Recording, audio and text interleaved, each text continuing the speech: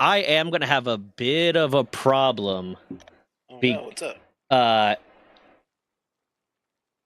For some reason, my mouse, it's old enough now, I guess. It's several years old. But my mouse has decided it wants to start thinking that when I lift it up, that I'm using the scroll wheel. So it will just randomly, like, I'll just move my mouse around, and I kind of lift my mouse up. I don't know if it's normal or not, but I kind of lift my mouse up a lot while I'm gaming, like readjust where it is on my mouse pad and shit, without like causing my, character to move. So it might I might be randomly in the middle of the fight and switch to my fucking pickaxe or something. Oh no. Okay, I got something I want to bitch about real quick before we start. What's up? Do you own or rent? With me and Kim? Yeah. Oh, we own our place, but I mean we pay mortgage, so Yeah, we like own. when people say, "Oh, you don't actually own it," the bank owns it. Go fuck yourself. You know what I meant. Yeah. Yeah, but okay, so that means you understand the burden of homeownership that renters don't always understand, which is kind of the give or take of why rent is more expensive than a mortgage. Of when something breaks, it's your responsibility to fix it. Yeah. Have you been holding up all right in the storm? The storm was fine. It was barely bad. The storm was barely fucking bad. Like we got a little bit of snow, and by the next day it melted. And I did so much shit to prepare for the storm. But one of the things that was starting before the storm, and has continued is now for some reason my heat has decided it does not want to turn off. Oh, it doesn't turn off. That's different. I never heard that before. It does not want to turn off.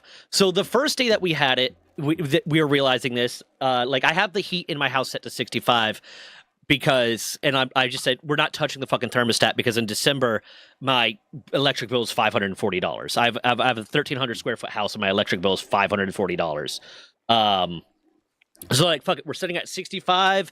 If it's a little bit too cold, we throw on some clothes, but at least then it won't be too hot, and I won't have to like switch between AC and heat because that costs a lot more money and blah, blah, blah. Mm-hmm. And then we woke up one morning and it was like 70 some degrees. And I was like, okay, well, the heat's not on because like I went out to the thermostat and it didn't say the heat was on. And it was still set at 65 degrees. I'm like, okay. And then it got up to like 77 degrees. I'm like, that's really weird. So we opened windows and we left the windows open all night. And when I woke up in the morning, it was like 81 degrees in the house, even with the windows open. And it was like, mind you, we were getting ready for a winter storm. So it was like 30 degrees outside or less. And it was like 81 degrees in the house. So I call one out. Crap. Yeah, I called my the HVAC guys, the guys that installed my system, because my system was installed in 2022 or 2023. I think 2022. I call them, have them come out to fix it. And the guy shows up, he gets up in the system, and he opens up the panel for the where all the wires are in the heating unit. And the first thing he says is, what's going on in here? Like, and it starts talking about like all the stuff that's wired in there and how he doesn't understand why they did it this way or that way or this way and stuff that was wrong. That's the worst thing he could have said. A random wire that was exposed, like just not plugged into shit, like, but like not plugged into the board or anything. Like, just a whole bunch of stuff that was wrong. And basically the whole time was explaining that like he has no idea why the previous people, either the people that installed it or the previous people had to come out, because I've had to have people come out once or twice to fix something since it's been installed, or either why the people installed it or why the people that came out previously did certain things. He has no idea why it looks the way it does in there. But after like 2 hours wandering around, checking the outside unit, checking the inside unit, testing this, testing that, testing all this different shit, he's like, okay, I'm not 100% sure exactly what is wrong. But what I've noticed is when these two wires touch, when these two wires are in connection, the heating unit turns off, and he explains like a lot of technical stuff of why he thinks that's happening. So he twists those together, ties them off with the wire nut, covers the exposed wire in electrical tape. We turn the unit on. Because he puts the fuse back in. The unit doesn't turn on. We turn the heat on. The unit turns on. We turn the heat off. The unit turns off. Okay, cool, fixed, good, right? That was like a week ago, or like 5 days ago at this point, some amount of time. But okay, cool, it's fixed, and we have 2 days where the heat turns on only when I tell it to turn on, or when the thermostat tells it to turn on. And then all of a sudden, I wake up one morning and it's 77 fucking degrees in my house, and it gets up. And like, yep, okay. I go up there. The unit's on. The thermostat says that it's off. I call them. They're supposed to come out the next day. I end up getting them that day because there was a cancellation. So they come out that day. And the new tech goes up there, and like the first thing that she does when she opens the panel is say, basically the same shit he was saying of, I don't know why any of this looks the way it does in here. Like there's so like just not exactly those words, but a bunch of different ways of saying, yeah, none of this makes sense. Why did they do this? Why is everything in here so fucked up? And we spend a lot less time because she was able to look at the previous guy's notes and have a better idea of what's going on. And then we realize, oh, okay, for some reason this wire over here is kinked. So she splits and she theorizes like, okay, what might be happening is that there's a bunch of tiny wires within one insulation, within one rubber insulation that surrounds the wire, and there's a bunch of tiny wires all of their own insulation, and that perhaps what happened is that the wires inside that, just with kind of movement back and forth, managed to kink up, and the internal insulation got frayed, and now they're in contact with each other, and that's causing power to pull. Because like it was pulling even with the fuse pulled. To clarify, even with the fuse pulled and the breaker switch flipped off, it was those wires, the wire that turns on the heating unit, was still pulling 6 volts, which it shouldn't. It should not be pulling any volts because the fuse is pulled and the breaker is shut off. It was still pulling voltage. Not good. Not good at all. So she's like, okay, cool. What I'm going to do is I'm going to basically put open this up, put some stuff in there, separate the wires, make sure that they can't make contact anymore, or whatever it is she exactly did. But basically stopped any wires from inside that from making contact because that's what we theorized was wrong. It's weird that both of these things started happening out of nowhere. Right? Because it's not like anyone has been up there. There's no signs of mice or rat getting up there and chewing at wires. There's nothing like that. It's weird that this came out of nowhere. And like, I think the first guy was the one that like it kind of came up was like, okay, maybe like the rapid weather changing caused like expansion and expansion and contraction. I couldn't think of the word contraction, so I said expansion. That's fucking weird. I just your heating unit's giving birth. I basically just did the entire thing that is the German language of just throwing words together to make new words. Yeah, but expanding and contracting, maybe that caused some fraying, or maybe this, like a thousand different things. Ultimately, he wasn't even sure how this fucking happened, but like he was like, okay, well, we got to fix it's working, there you go. And then like basically the same thing with the second one that came out, where she was like, okay, blah blah blah, but we got it. She hung out for a little bit to test to make sure that it stayed off, etc., etc. And then I had another day of like, okay, cool, its temperature's nice, the heat's not turning on. And then I woke up yesterday morning and it was like 75 degrees in the house, I think. No, it was 71 in the morning. It was 71 in the morning when I first woke up. And again, it's like 30 degrees outside right now. It was 71 degrees in the morning. I checked the history on my thermostats app because I have a smart thermostat, and there was no point where it said that the heat should have kicked on, but it was 71 degrees. A little bit, I was like, okay, please let this be some weird fluke, some weird fucking thing. A little bit later in the day, it was 75. It got up to 76, and then it stayed there. It stayed at 76. I'm like, okay, so it definitely turned on, and it's maintaining at 76. But the previous days, it had gotten into the 80s. Like, it got into 82, 83, 84 degrees kind of thing. So it stopped at 77, or it stopped at 76.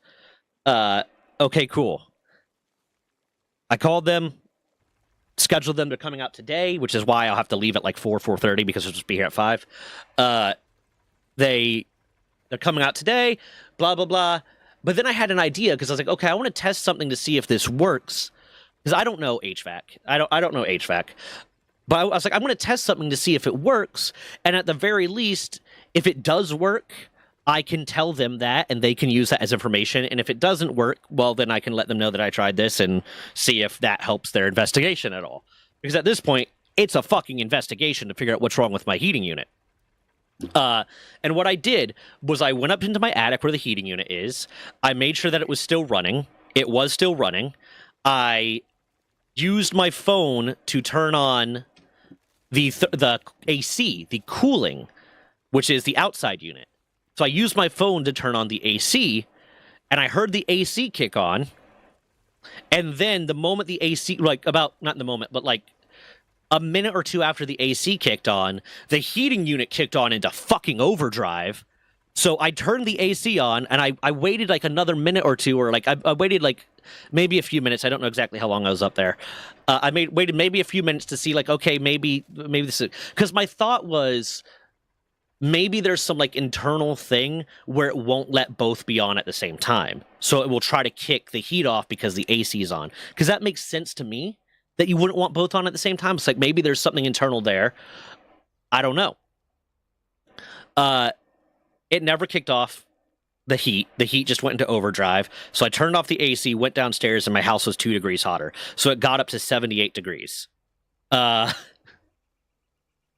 So me kicking the AC on actually made it hotter. And now, like right now, as we're speaking, like right before I came in here, it was 81 degrees. And it's a weird problem to have in the winter when people are worried about their heat going out and, you know, losing power and blah, blah, blah, and all this different stuff. You have too much heat. That's crazy. I have so much heat, it's hard for me to sleep. Because I'm from the north, I like the cold. And I'm like... I like the cold, too. Yeah. As much as people don't understand that, but in Miami, we just blast the AC. If you go inside, it's freezing. Oh, yeah. Everywhere I lived in Miami had amazing ACs. Like, they like you would hear that thing turn on, and it would be like a fucking, like a wind tunnel fan, it felt like, for a second. Kim comes down to Miami, she's like, why is it so cold here? And I'm like... Because we need to escape the outside. Because it's miserable outside. I got a dehumidifier when I was in Miami. I got like a big dehumidifier, like a $200 dehumidifier, and I'd have to empty that thing like every day. Because of like how much humidity it was pulling out. But yeah, no, so it's a weird problem to have, but also it is miserably hot, and I cannot imagine, I do not want to look at my electric bill. Oh my god, it's gonna be it's gonna be fucking awful.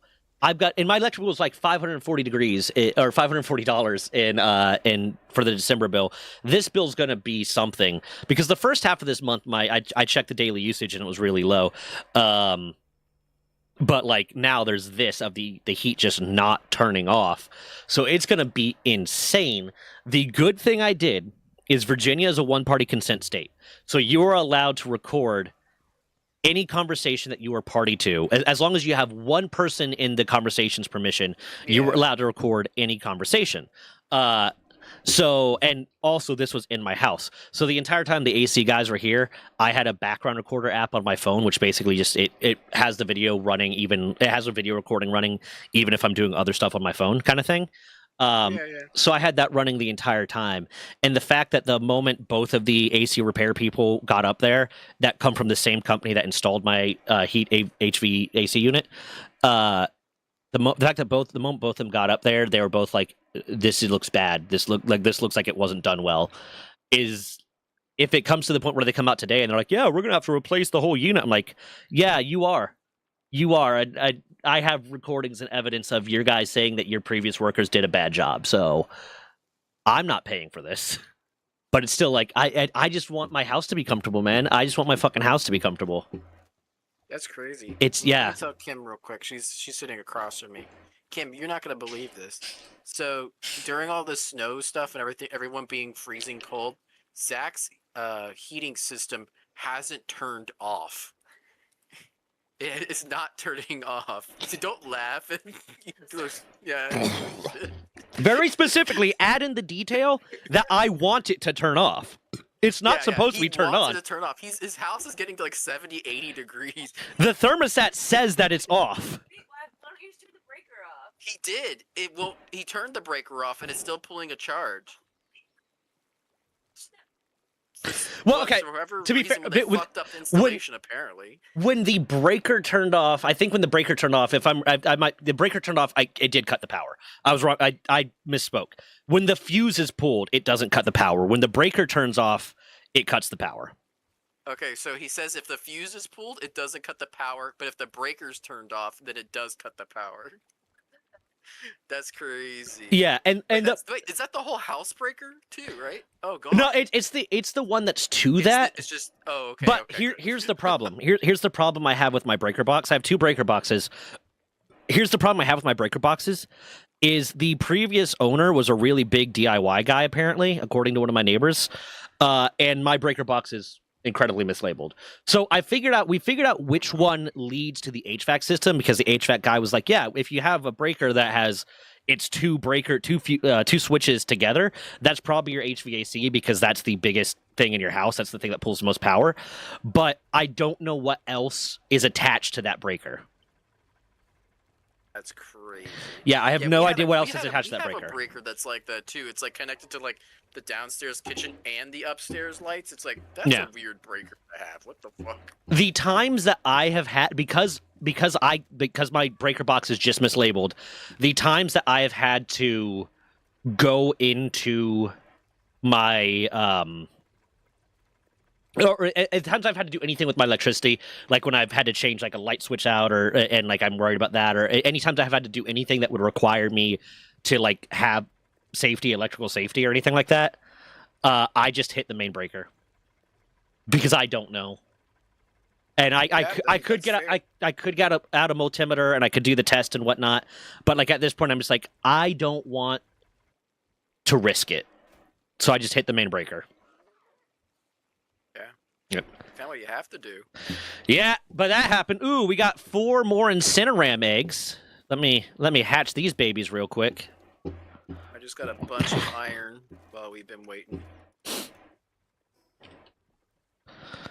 So now we got some ingots because we need to make the assembly line to get the next upgrade. I think so, yeah. Is that the right thing? Generator and assembly line. Yep. And the assembly line takes 100 ingots. Holy shit.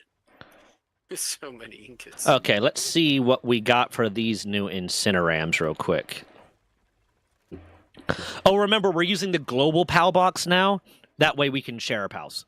But we have to you have to move stuff into the global PAL box to do that. Because that stupid bullshit that was happening, yeah. Okay, oh, they're in my party. They're in my party. Some humans. Yeah, could put some humans in that box.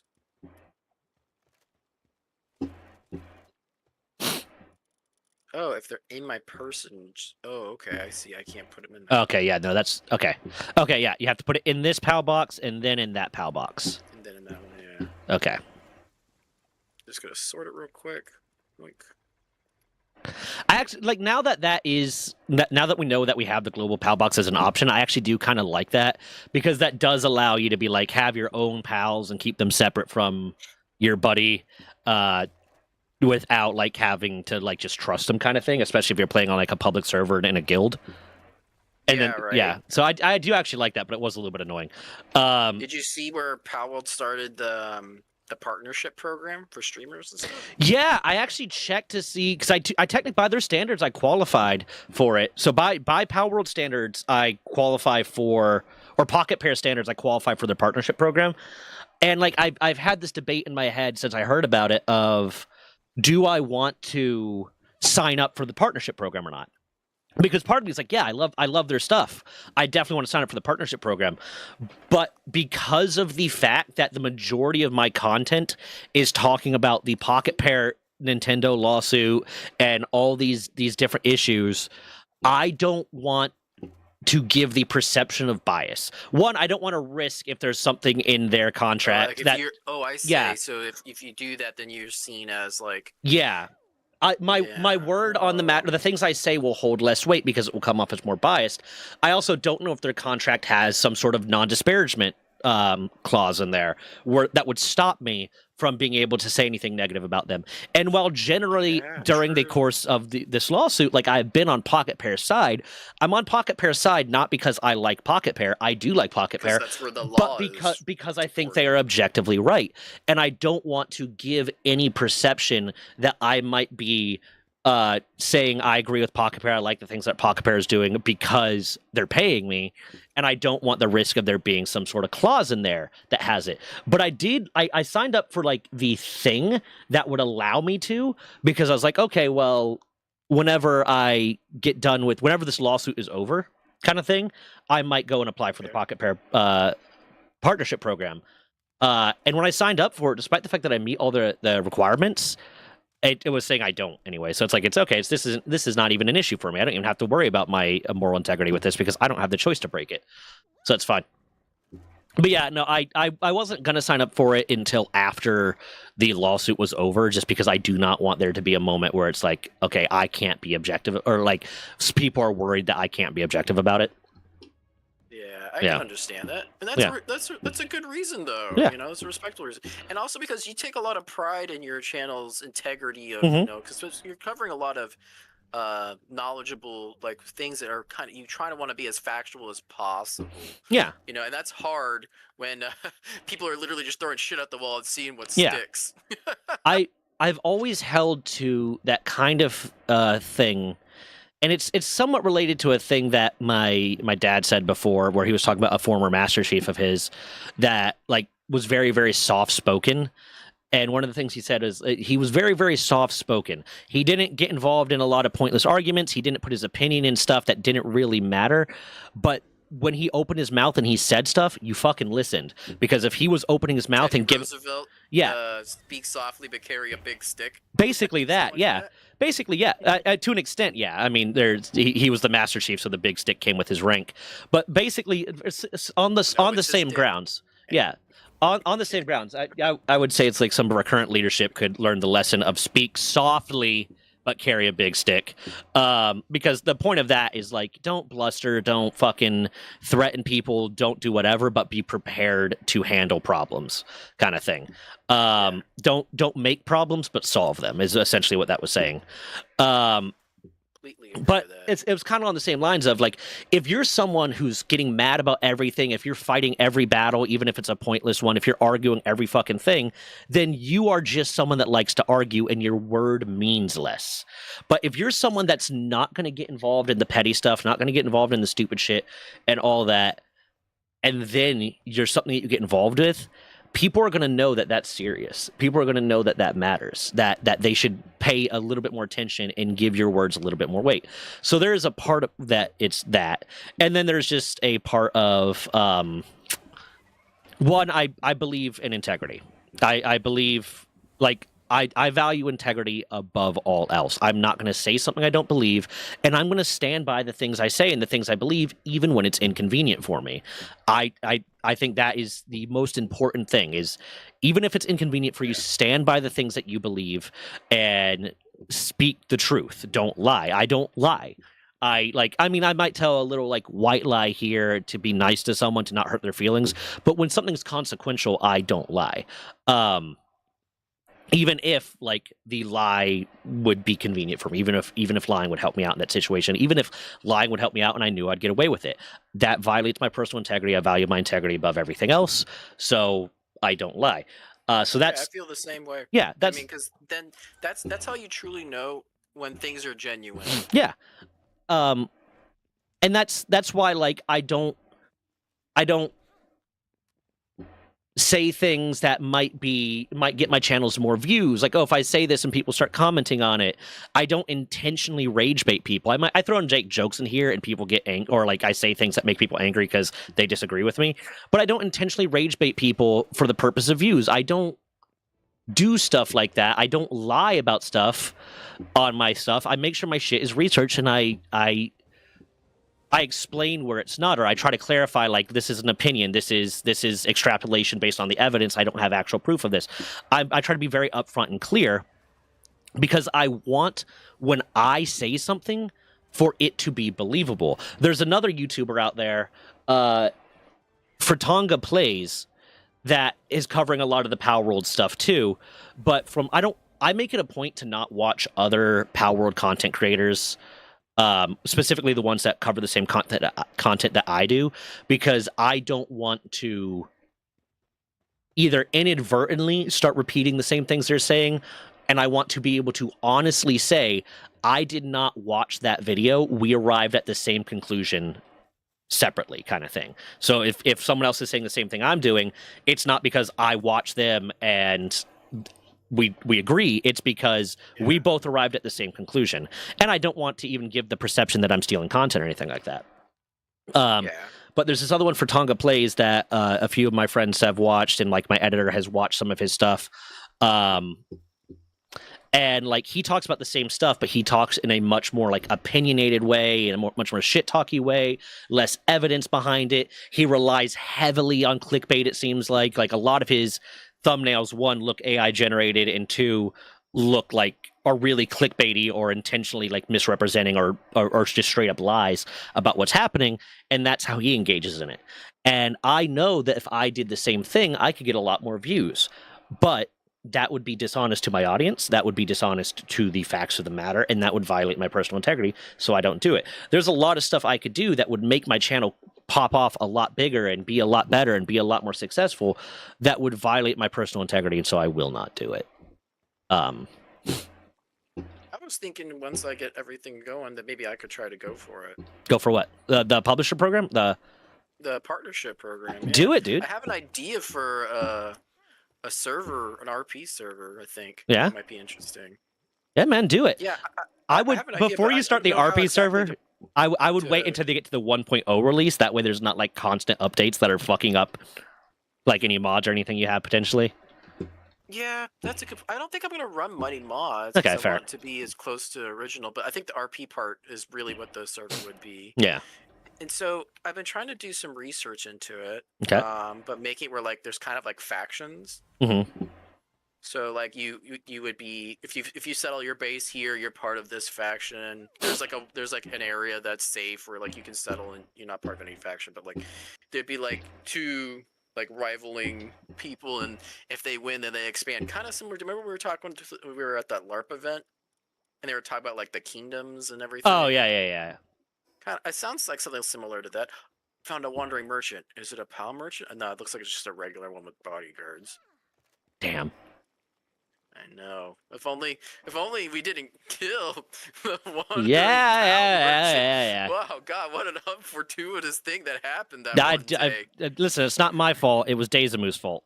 Or was it Daisamu? Yeah, it was Daisamu. Whatever that crazy creature Whichever PAL did it, it's their fault. It wasn't mine. Yeah. I also found that merchant, so you know what? You did. Yeah. Wait, no, you didn't. I did. I found that merchant. Oh yeah, I found the black market merchant, and then along the way you found the other merchant. Yeah. I found the merchant, and I was like, oh, he's got crap. And then I was looking at his stuff, about to buy something, and he got murdered by a tornado. Yeah. And the Daisamu wasn't even attacking the merchant; he was attacking someone else, and it just there were, like PALs nearby. Yeah. Dire wolves or something. Yeah. It was upsetting. Yeah, I mean, he really didn't have anything very good, though, I will admit. But still, it's still you don't upsetting. Have many options. I remember you were saying you pulled up the map and you're like, "Yeah, we're kind of running out." I'm like, "Oh no." Yeah. Oh no, that's really bad. Yeah, it's bad. I'm thinking today, since I am on a kind of a time limit, I don't want to set a goal that we might not be able to reach. So I'm thinking just like level up a bit today. I'm just running around. I mined a whole bunch of metal. It's smelting. Yeah, just kind of gonna go do some caves. Do some caves maybe. Yeah. So just did one right now. I'm gonna go up to. The next boss we'll be fighting is Axel and Orzerk. It's recommended level 40. Holy crap! That's such a jump. Yeah, I feel like there's a different one. Lilian Lylene was 25. That's 15 levels. Wow. Yeah, okay, okay.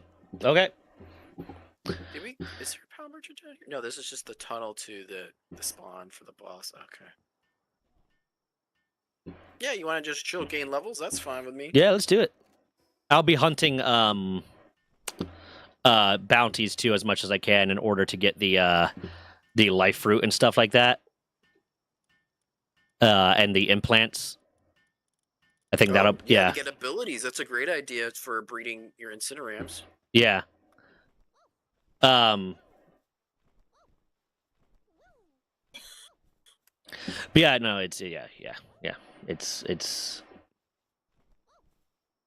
you. What am I trying to say? You definitely should sign up for the partnership program once you get the chance. It is. I haven't finished reading it. Is it? You think it's actually a good idea?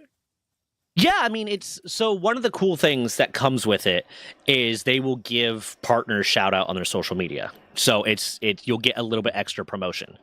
So that'll help growth. That'll help organic growth really well.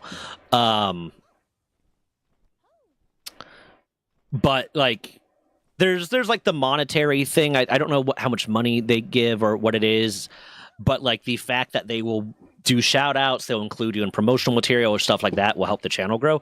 You do need YouTube side, Twitch side, you need an average of 20 concurrent viewers in the last month.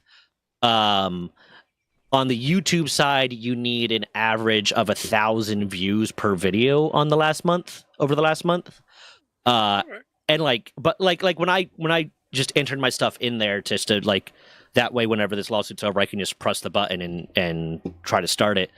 It was saying that I didn't meet the requirements, and I'm like, I average like if you took my average together, I'd be getting like 10,000 views, I think, on per video. Like, because I have videos that do like 40,000, videos that do 10, and then videos that do 1 kind of thing. But yeah, so I don't know what's going on there. It might just be reading, or I don't fucking know. I wonder why it said you didn't qualify. It might. One of the things I just thought about, it might be just because the way it pulls the analytics. It might be pulling the analytics on a month-by-month basis, but this month is good, but December wasn't, because I didn't really post much in December, and like the 1 or 2 things I posted didn't do well. So it might be pulling December's analytics. Now that I think about it, that could be the case. I guess so. Yeah, let's say your videos do more than what that requirement is. So. Yep. I am gonna start doing so like I try to keep, and this is one of the things, like I've had people message me, like people in the Discord and friends and stuff, message me like, hey, this would be a good topic to do a video on, but it's stuff that there's not really a lot of information about, or there's not really a lot of facts out yet. It's more like an opinion piece, really. And I was like, I want to keep that away from the main channel because, like, again, I don't want it to come out as when I talk about something, I'm being opinionated. I want it to be when I'm talking about something, it's researched. I have the research, I display the research, and you can have my word will have some weight behind it on the main channel. But, and then sometimes it's just like, hey, there's not enough here to get an 8-minute video out of. And just because of the way the analytics work and blah, blah, blah, it's not always worth the effort to go ahead, record a 3 or 4 minute video, make thumbnails, post it, and then have it not do well. And then because I had a video not do well, my other videos aren't going to do well for a while, because that's just the way YouTube analytics works. If a video doesn't do well, they stop pushing your shit as much. So like, it's like, I don't know if I want to do that as much, but I had the channel that was originally, it was like Runga Live is what I called it, because it was going to be the YouTube channel I streamed to, and then I turned it into Runga VODs because it was also going to be the YouTube channel that I streamed to, and then posted, like, you know, content that didn't fit on the other channels too, and now it's Runga Extra because it's going to be, like, I posted stuff from stream that didn't merit, like, being posted on any of the other channels. And now it's Runga Extra because it's like, okay, this will be stuff that happened on stream that doesn't really fit the Let's Play channel or the storytelling channel or the main channel, but was interesting, or I want to post it or whatever. But then I realized yesterday, I was like, oh, you know what I can start doing? For the opinion piece stuff, the stuff that there's not a lot of research for, or there's not a lot of information about, or it's more of an opinion piece where I just kind of want to rant about something, I can just record that for the VOD channel and post it on the, or for the extras channel and just post it on the extras channel. Kind of like how like CoffeeZilla has CoffeeZilla, which is very researched, you know, investigations and shit like that, and then has Voidzilla, where there's this thing that just happened and I want to talk about it, kind of thing. Yeah, those guys they're power to them, because they'll get like a subpoena and they just make a fucking video about it. They're like, yeah, I got ordered to shut up, a gag order. I don't give a shit. Yeah, this is what's wrong with it. No, I'm like, holy crap. I love it. I like in a not trying to like bluster kind of way, not in a blustery way, but I kind of like, I'm looking at the way I'm treating my channel almost like CoffeeZilla, but like more consistent, because the level of effort I need to do my videos is exponentially less than him. I still heavily research my videos and whatnot, but like I'm not having to wait 2 weeks for a court to respond to me to a court order or shit like that. So like I'm not having to do like the level of effort to do the research that he is. I'm just having to, you know, check the databases, check the research, and blah blah blah, so I can put out videos on a more regular basis. And I'm treating it kind of like a gaming, especially legal aspects of gaming, but a gaming news channel, and like CoffeeZilla but gaming a little bit. Okay. So that's what you're looking for, though, is to be something like that, like a gaming CoffeeZilla. Yeah, and ultimately, like, kind of the direction I want the channel to go in is for it to not necessarily be just about like gaming legal shit, and not necessarily just about gaming, but like CoffeeZilla Penguin ZO blend almost is where I want it to go to, where I want it to be a. You want to be Florida man? Wait, what? No. You know that's where they were. Yeah, he's from Tampa. He's from fucking Tampa. I know. But like, at least it's not as bad as Miami, but still, yeah, it's bad. Yeah. But what I'm getting at with that is I want it to be kind of a blend of like the research level and the quality of research and the quality of like reporting that CoffeeZilla does, but with the more broadness of like Penguin ZO. Like part of me wants to start getting into internet drama just because it's sometimes fun to talk about. But with my one rule being, with my rule being, I'm not gonna discuss issues where there was a victim that was hurt unless all the information is there and I can comfortably opine on it. Because you get all these cases about, or all these instances of like internet blows up with some video and everyone's hating on someone, or hate like either the person that the video is about or the person that filmed the video or whatever the fuck it is.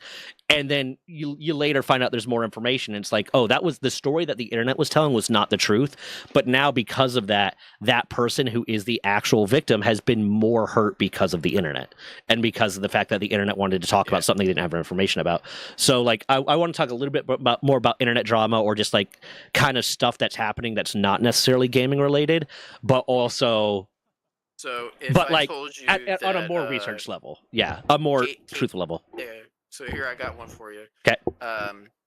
Katy Perry is now advocating for more environmentally conscious rights and like trying to help save the planet, but then just came back from going on a trip to space, burning thousands of gallons of fuel to do so, just so she could say I went to space.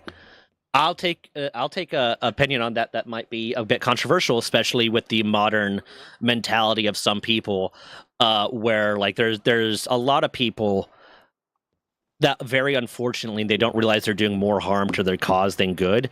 Want you to have to be 100% perfect all the time, and if there's ever a time in your life where you weren't perfect, you're evil and you're Nazi and go fuck yourself. Unless you agree with everything they say. Yeah. I will say one of the bad things, I think it was like SpaceX. Yeah. So here's what I will say. People can grow, people can change, people can form new opinions. But also with that, it is, I don't know the timeline of when these things happen exactly. I do remember Katy Perry going to space, but I don't remember if she was talking about this environmental stuff before that or afterwards. But there are a lot of people, like astronauts and stuff, that have been to space and then said seeing Earth from space changed their way they thought about the world, and they thought about the environment, and they thought about conservation and what they were leaving behind. It was like an existential experience where they realized they are such a small piece of something that's so much bigger that changed that. So I can very well see she went to space, she had that experience and realized, oh shit, we need to change some stuff. And I'm not going to condemn her for that. I'm not going to condemn her for growth. I'm not going to condemn her for having an experience that was incredibly wasteful and incredibly stupid, but then realizing I need to be better. I think that's the right way to respond to that. Now, I'm going to play devil's advocate for just a second. Okay. Be the flip side of that coin. Katy Perry's from Mississippi. She roots for Ole Miss. She's probably borderline a redneck in disguise. I saw California Girls. I saw the music video. I don't think she is. She wanted to date Tim Tebow, which was a quarterback from the University of Florida. She was raised in the church, and Tim Tebow is the most, like, fucking the church-going cuck of a goddamn football player in the fucking world. I don't even follow football, and I know how much of a church-going cuck that Tim Tebow is. Like, yeah, exactly my point, which means that, yeah. I think she's finally becoming, she's turning a new leaf, maybe becoming more progressive, and environmental changes on the horizon. And I think that's, I think that's really good. Yeah, I think that's, I mean, if you talk to like 15-year-old Zach, I would say 15-year-old Zach, particularly 15-year-old Zach, before I met a specific friend of mine, I was very right-wing. And even like through high school, I was still more right-wing. I just started dialing back on a lot of stuff. But like when I was like, admittedly, I'm not afraid to say, when I was like 15, I grew up in like a very red town, a town that had like more cows than people kind of deal. And like, in the church to an extent, to a certain age.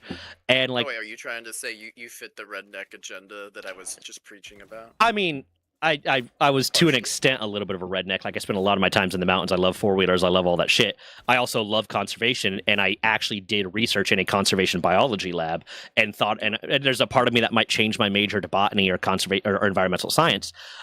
So like, there's that. Also ask but no, what I was, if you could eat a person, if you would. Yeah, I did do that. Sounds like something a redneck would ask. That's recycling. No, a psychopath would ask that, dude. They can be both. Yeah, it's true. You can be both. But like, no, what I'm getting at is like, when I was 15 and I was stupid in the way that I was raised, I was fairly homophobic. I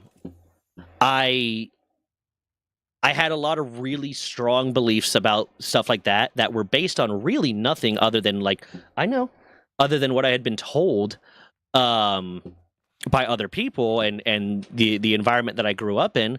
So I had a belief that like, yeah, no, like gay people made me uncomfortable, and I didn't agree with gay marriage. And like, my mentality, because I've always been like kind of scientifically oriented, was it's unproductive, it doesn't make any sense biologically, blah blah blah, it's stupid, you can't have children, so like there's no scientific reason for this, it's whatever. And almost like my brain was treating it at the time when I was 15 as if it was a disease.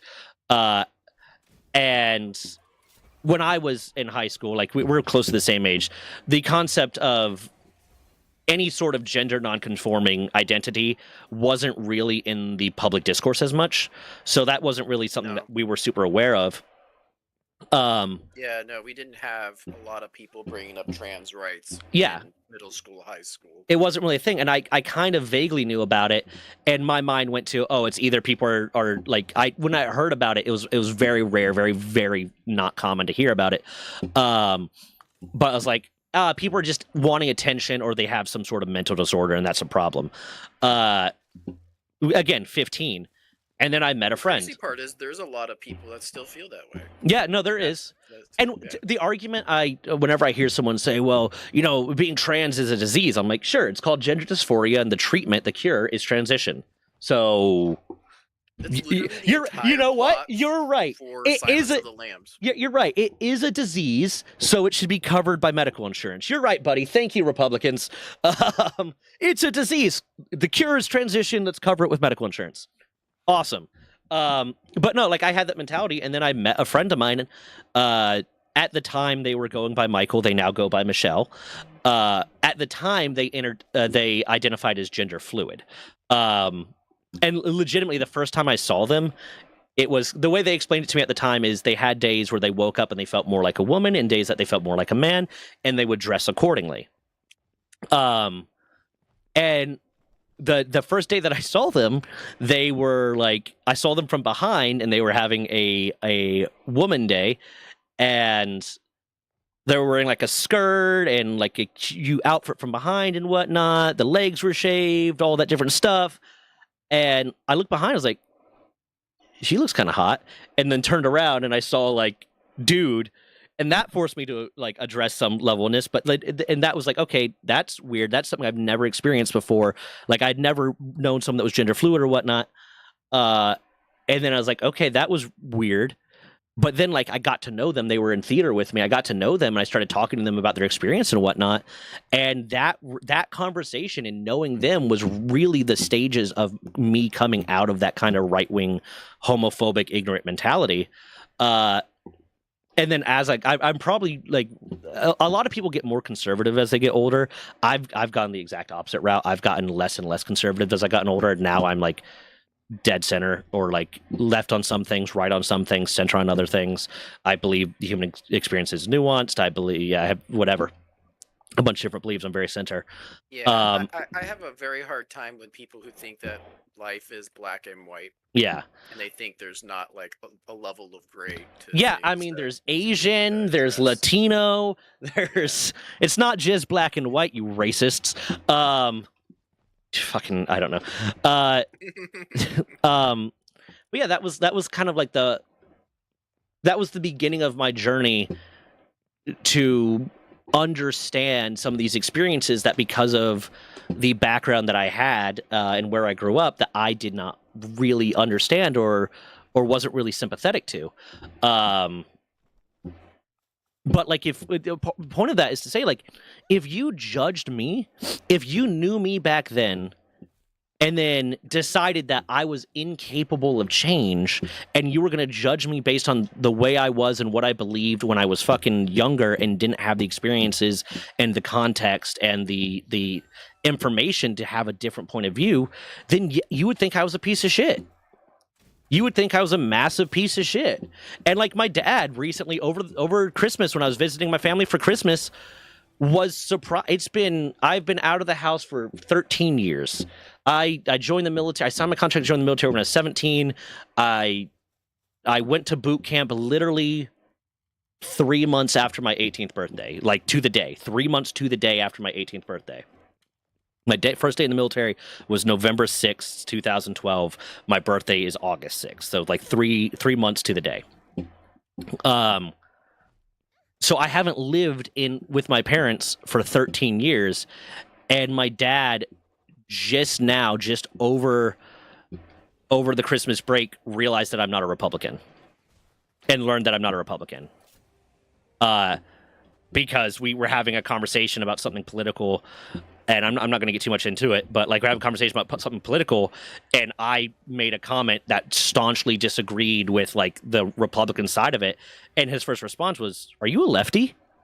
And I wanted to be like, lefty? Yeah, I wanted to be like, you realize that when you say things like lefty and you use it as an almost derogatory term, you are invalidating your opinion to me, because you are inherently assigning a derogatory term to any belief system that's not yours. You're inherently assigning derision to a belief system that is not yours, which means you are unwilling to even try to understand those points of view, which means I'm not really going to validate your opinion on anything or on this topic because of that. Because if you're unwilling to even attempt to understand, if you believe that a slightly different political belief system or a world belief system that's a little bit different than yours deserves derision, you don't hold a lot of weight to me when you're talking about that. Yeah, it's also that it's kind of one of those things where like, oh, you gotta disqualify my opinion because I may be different than you and you're gonna label me as something different. You didn't, let me guess, you didn't answer if you were a lefty or not. Even if you didn't say yes, it shouldn't matter. Is your opinion still worth hearing? What I said was, What I said was, no, I'm not a lefty, but I'm certainly not a fucking Republican either. I said, I'm in the center. I'm left on some things. I'm right on some things. And the way I describe it, and this is going to piss off everyone. Me saying this is going to piss off everyone. I do not have the bigotry or the ignorance of a conservative, and I do not have the sense of entitlement of a liberal. Like, does that make sense? Well, I mean, there's two extremes on both sides. So I guess both of those cover and those extremes, I kind of intentionally go to that extreme when I'm talking about that, because obviously not every fucking Republican, not every Republican is a ignorant bigot, and not every liberal is an entitled screaming moron. I go to the extremes on that side to kind of explain how my thought process is with it. And we continue to talk for a little bit, and a lot of what it came down to is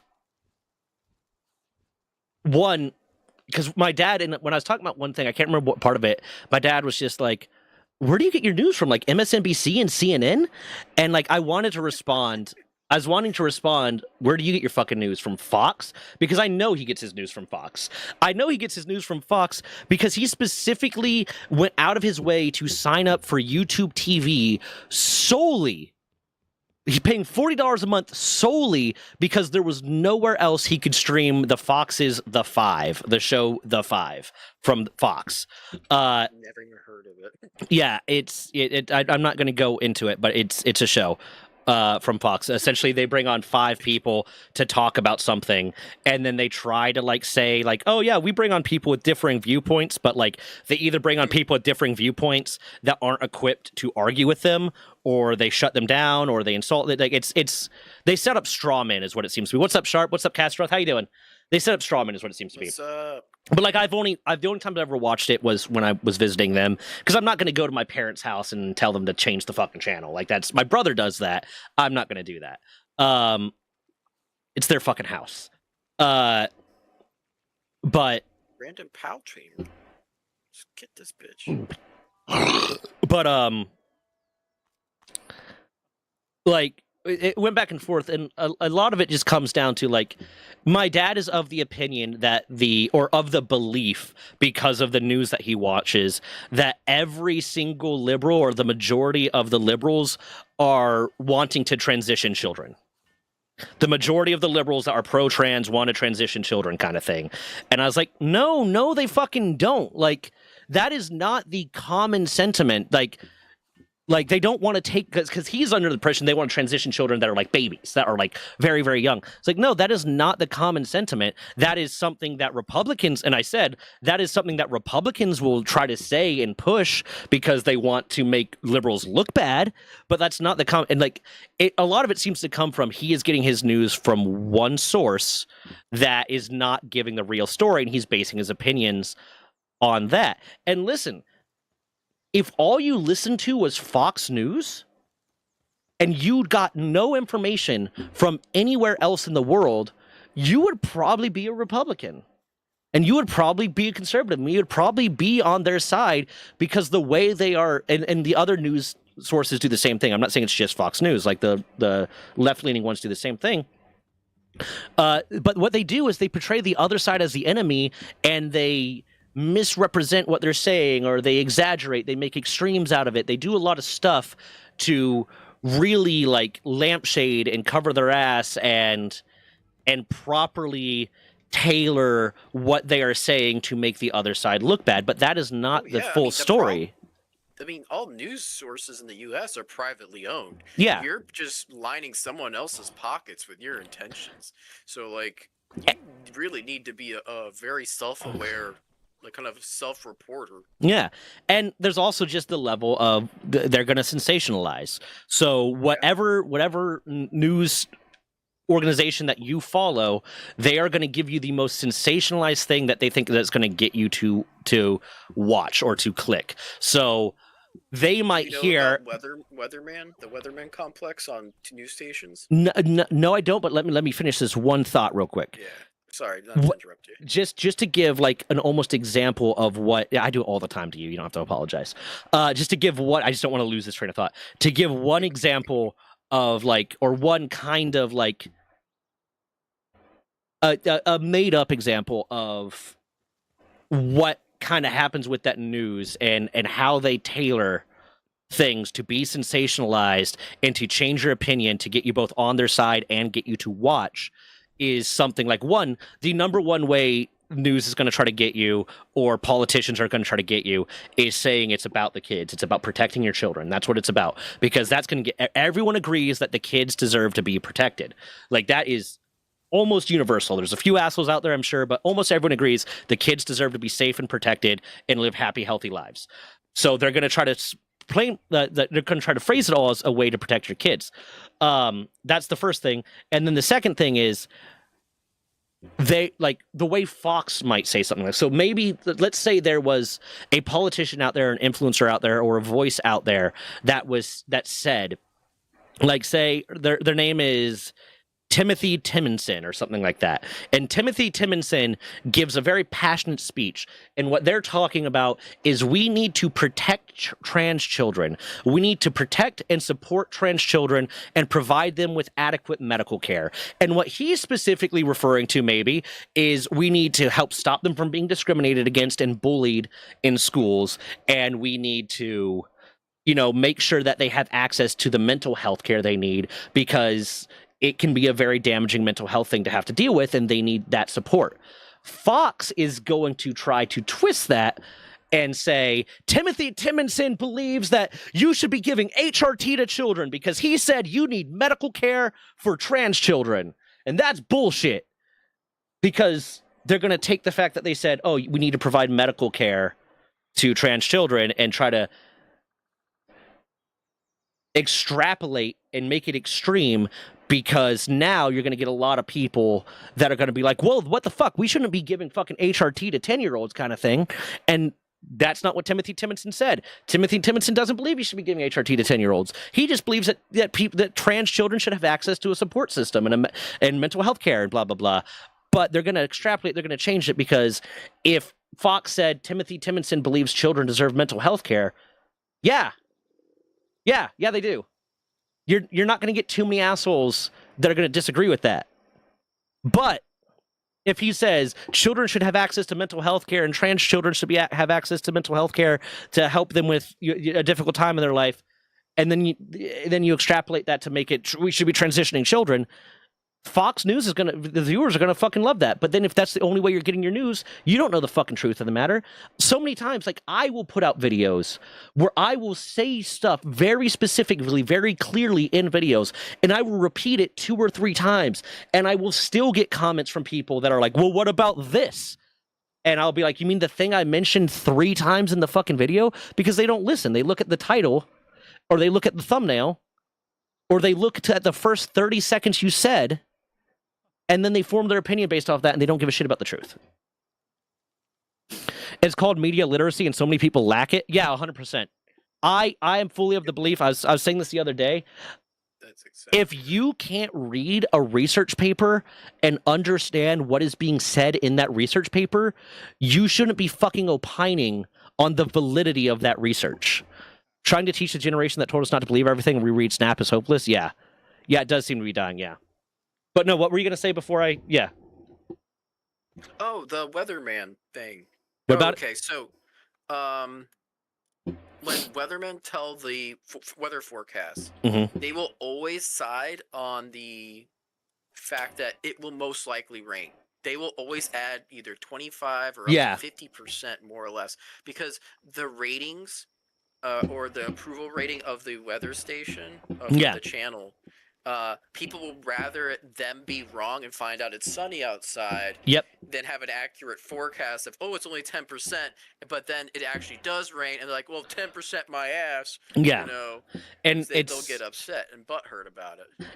It's very much that, like, I would rather plan for the worst and be pleasantly surprised than hope for the best and be disappointed.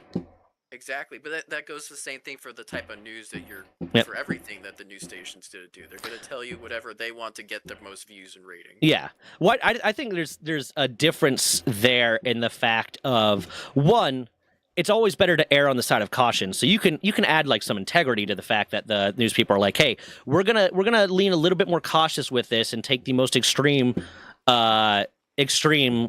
potential outcome here, because we want you to be safe. We want you to plan safely, and we'd rather you be pleasantly surprised than disappointed versus we're going to exaggerate something to the extreme to control your minds so that you watch us, even though we're giving. There is an integrity in what the weathermen are doing, and there's a lack of integrity with what the news reporters are doing. Because the intention is different. Yeah, I know what you're saying. It just shows that there's another example of that. Yeah, it's tangential. Willing to do it. Yeah, it's definitely related. But how you doing, Rista? How's the baby? How's baby Rista? You named your baby after yourself? Oh my goodness. In about 15 minutes, I will have to leave temporarily to take. Well, I'll be back. I'll leave stream up. I'll leave everything. Yeah, I'm gonna take Des to work. Just to work. Yep. She got her job. Yeah. What's up, Staley? Honestly, it's crazy some people take Republicans seriously when they feign concern about trans kids when their messaging has consistently been that trans people simply shouldn't exist. I'm okay. Olivia's doing great. 1 month of this past Monday. Hell yeah. How's your recovery doing? And yeah, no, it's my favorite thing that's going on in the news right now is the Republicans speaking out against the Second Amendment. Because it's like, oh, and then the Democrats that are being like very pro, like, yes, this is the right use for the Second Amendment. Because that's what it comes down to. Is the cases where you got the Republicans speaking out against the Second Amendment is they are speaking out against the very reason that the Second Amendment existed. The Second Amendment at its conception was not about self-defense and defending yourself from a robber or a home invader or whatnot. That is a good use of it. But the Second Amendment was about standing up against tyranny, about having an armed and capable militia that is capable of fighting back if they believe that their government is becoming tyrannical. That is the purpose of the Second Amendment. So the Republicans speaking out against it said they never believed in the Second Amendment, or is essentially saying they never believed in the Second Amendment because what they're getting mad at is people arming themselves in preparation for what they believe is tyranny. And the Democrats are like, yes, this is actually why this exists. This is the proper use of the Second Amendment. So of course we're going to fucking support it. Like, but now it's also funny because like previously the Democrats were all like, no, we need to get rid of, we need more gun control, stricter gun control. People shouldn't have access to these guns and blah, blah, blah. Now they're like, thank God they have access to these guns. So like my hope is that like after the chaos has passed, and I hope that the chaos does pass, but my hope is that after the chaos has passed, there's going to have been so much of people being forced to come to like, what's the term, like the psychological term of like basically addressing their cognitive dissonance, that maybe we're either going to divide further or we're going to come through this and come together stronger, because now if things stabilize and go back to like quote unquote normal in like say 10 years or something like that, and there's Democrats coming out saying like, hey, we need to revoke the Second Amendment or we need to go for stricter gun control and blah blah blah, the Republicans can respond, well you saw how it was useful, right? You saw like why it's good, right? And then conversely, like the next time, like the Republicans are gonna start acting in some sort of like tyrannical way or doing whatever it is they want to do, or revoke, trans rights, or revoke gay rights, or revoke any of this stuff. The Democrats can be like, we got the 2A and we've shown you we're willing to use it. You thought we were weak. You thought we were going to be pushed aside. You thought we weren't going to stand up for ourselves. We've proven you that we will. Yeah, but I'm hoping, and then I think just the fact that what's going on is forcing so many people to reconsider their long-held beliefs, that there is a world where we come through all the bullshit that's going on in the world now, and we come through it more together. There's also, and more understanding of each other. There's also very much a world where like we just get further and further divided. Also, like, I try not to talk politics too much. I try not to talk politics too fucking much, but I saw, like, Trump's comments on the Alex Preddy shooting and his death and the Renee Good? What was her like? Yeah, Renee Good. It was Renee something. I don't remember. Yeah, the two shootings in Minnesota. And he's talking about pulling back and like, oh yeah, we need to dial back because yeah, we're going too aggressive here. We're not removing ice from it, and it's such a tragedy that these two people died. I mean, that one guy had a gun with 2 magazines, but and like trying to the disgustingness of trying to divert, like, well, he did have a gun, so this is America, we all do, and 2. The fact that he made the comments about it is like, oh, and it's such a tragedy, and about Renee. And from my understanding, her parents were big Trump supporters too, so it's even more tragic. The fact that you're saying it's more tragic that a woman was killed because her parents supported you really tells where your fucking priorities are, man. Like, that is it. It is more disgusting to me that he said that than if he had just tried to say the cops are trying to do their job. If he just said, yeah, himself. Yeah, exactly, and that's exactly what that's fucking saying. If he had just said, "Listen, the cops are trying to do their job. Sometimes they're gonna fuck up, whatever," I'd almost be at least more accepting in a way of that statement. I'm not really like because it's all very situational. Than him saying, "Oh, it's so tragic, especially because they were Trump supporters." Like, go fuck yourself, you fucking orange piece of shit. I don't want to talk about politics, but I'm not talking about him politically. I'm talking about him as a fucking human being. Disgust me. I'm a lurk while I rip Arc Raiders, but I'll pop back. I need to get into Arc Raiders. I do. It seems fun. Almost like that's why the Second Amendment was put in place. Almost like the Founding Fathers saw this as a possibility. Yeah, also, every time people are like, armed protest is bullshit. You shouldn't be an armed protester. Have you heard of the Revolutionary War? Have you heard of the Boston Massacre that helped lead up to the Revolutionary War? Yeah, it's literally like that was in our Constitution. It wasn't just in our Constitution. It was the foundation of this country, was armed, violent protest against a tyrannical government that was engaging in behavior that we did not agree with. If you're pro-America, if you believe in what America fucking stands for, then you have to believe in the validity of armed protest. But at the same time, if you are an armed protester and you are taking violent action against these people that you believe are tyrannical, you can't be surprised when they shoot back. Yep. Did you ever hear about the story about the veterans? I think it was in Kansas that rose up against their own police and their mayor, and like pretty much forced them to because they were going to rig the vote to count the vote out in person so that they could make sure the vote was done properly, where they were properly elected from the people, because they were literally like almost strangleholding their community when they came back from the war. I have not, but that is fucking fantastic. I love that. A bunch of veterans came back from World War II. I love that you're from Florida and you say veteran as if you were from the Midwest. I do. Sorry, veteran. That's my veteran. Am I gonna roll my R? Just roll that R real good. Veteran. Go on. I'm sorry. I had to call that out. Yeah. So bad. I had to call that out because I'm an asshole. Go on. It's cool. Yeah. So they came back from World War II, and they're like, "What the fuck happened to our city? Like, now where my country gone?" By the police. Yeah. The police were like pulling people over. They were waiting outside of bars to arrest these veterans because they knew the veterans just came back from the war and they had money. Piece of shit. You're doing it on purpose at this point. You're doing it on fucking purpose. Why is it? Am I irritating you yet? No, you're fine. You're fine.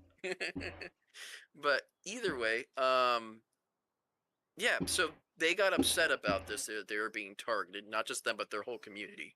But when they were like, okay, well, we're gonna, do it democratically. That's what we fought for. That's what we're gonna do. So they ran a campaign against the the mayor that was at the time, and told people, turn out to vote. Your vote will count. If you show, we will make sure that your vote counts. And the mayor hired like a bunch of like goon squad, more or less, or like other cops to try to like almost intimidate people at the polling place. And the veterans showed up saying, no, you don't do that, and eventually got into a fight, right? Yeah. They're like, listen, we already faced death once to overcome some fucking evil people. We'll do it again, motherfucker. Yeah, and so they're like, they can't get away with this.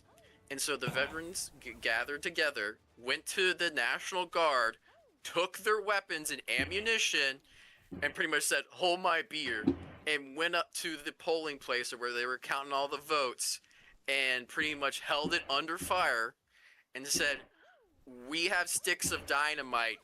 Surrender now, peacefully, and no one has to get hurt. We were like, oh crap. And so they actually didn't end up surrendering. They blew the doors off the place with the dynamite. And the mayor, when they sent an ambulance in to like take people away, the crooked mayor snuck away in the ambulance before the veterans could get to them. But in the end, they held the vote for everyone to see, and that their elected official was put into office. And then so the next day, because the mayor was buddy with someone like in like what the higher up in the government, the National Guard or other people start to show up, trying to do an investigation. So wait, you got actual war veterans, you got World War II veterans that came back from fucking war, and then you have some weekend warriors that are like, we'll stop them. Sure, buddy. Yeah. Well, either way, they came in and they went to the National Guard, and they're like, hey, all the weapons are here and accounted for, but what about the ammo? And he's like, don't you keep track of that? He's like, no, we don't know shit. And the whole town, no one said anything. They kept it like no one was gonna say shit. They weren't gonna talk to anyone, and it was crazy the fact that this happened. And like other towns took notice, and they really kind of straightened up everyone's act after that. Yeah, it's really cool. You should really look into it. I have the Wikipedia page on it right now. Do you know what it's called? Oh, I forgot. The Battle of Athens, because it happened in Athens, Tennessee, which is just a badass thing. Imagine some like an ancient history student looking up the Battle of Athens, and then they hear a story about some World War II veterans in 1946. And what's called the Battle of Athens, or the McKinn County War. And the citizens, including some World War II veterans, accused the locals of local officials of predatory policing, police brutality, political corruption, and voter intimidation. Because it's listed as a battle, when you go on Wikipedia and have battles, it talks about the sides and the armaments and everything that they have. The date was August 1st through 2nd of 1946. Locations: Athens, Tennessee, United States, 35.442 north, 84.592 west. I hate when coordinates are given short like that, because the amount of distance that can be that's a pet peeve of mine. Result: rebellion victory, because it was considered a rebellion. McKinn County government forced to disband, replaced by new government. Belligerents: local World War II veterans and other citizens versus McKinn County. Commanders and leaders: on the veteran side, Bill White, James Buttram, Knox Henry, Frank Carmichael, George Painter, Charles Pickett, E.R. Self. I think we need to hold those guys up as folk heroes. We need to be giving those people some fucking credit. And the leaders on the other side were Pat Mansfield, Bo Dunn, Paul Cantrell. Paul Cantrell is the only one with an individual Wikipedia page. Lived from 1895 to 1962. Democratic Tennessee politician and state senator. He was known for his political machine centered in McKinn County. His political power was broken in 1946 in the Battle of Athens, a rebellion led by war veterans. After the battle, he remained in McKinn County and worked for the Tennessee Natural Gas Company. Cantrell died on July 8th, 1962, at the age of 66 in a hospital in Athens. Good for him. He deserved it. This is pretty... I'm going to do a lot more research into this, but yeah, if you're trying to research yourself, anyone that's in chat, it's called the Battle of Athens, 1946. That's fucking awesome. I did not know about that. And that is why we have the fucking Second Amendment, my guys. And it's 100%. It's the same thing with like the Black Panthers. A lot of what the Black Panthers did, they were, a pseudo like domestic terrorist group to an extent, because that's essentially what any rebellion is a revolution is domestic terrorists. If you win your revolutionaries, if you lose your terrorists. But a large part of what they did was show up to polling booths in force to make sure that the Klan and other segregationists wouldn't intimidate black voters out of voting. So, like, part of what they did was they used a threat of force to ensure people's rights, to ensure that people were able to maintain their rights and that they would not be intimidated out of exercising those rights. So when people say, oh, why are there armed people at a protest? If they're not shooting people, I don't give a fuck that they have a gun. The reason there are armed people as a protest is because there's people that want to hurt those protesters, and those people are there standing up and defending them and making sure that you can't use force to deter that protest. And I'll say this. I will say this. We all remember Kyle Rittenhouse, right? The dude that... There was that... I can't even remember where the rioting was, but he showed up from out of state to that rioting with a weapon, ended up getting chased by some people, shot some people, killed some people, all that shit.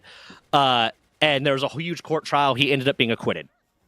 And there's a bunch of people that were really pissed off because, like, the argument I made of why he did something wrong to an extent was because he traveled through state boundaries to do it, whatever. But, like, ultimately, like, it was said that, yeah, no, he did not engage in violence until violence was engaged upon him. So he got away with self-defense, essentially. Here's the credit. Whatever you think about Kyle Rittenhouse, here's the credit I will give Kyle Rittenhouse. Kyle Rittenhouse, when Trump and some of the other Republicans started saying you shouldn't be being armed, you don't need to be armed at protests, blah, blah, blah, blah, blah, blah, blah, all this different shit, and trying to basically say they don't believe in the Second Amendment anymore, he went out on Twitter and said, no, you should be armed. You should always be armed. Protect yourself. So despite the fact that he had a lot of Republican backing and he is a Republican, he's speaking out against the party line because that's what he believes in.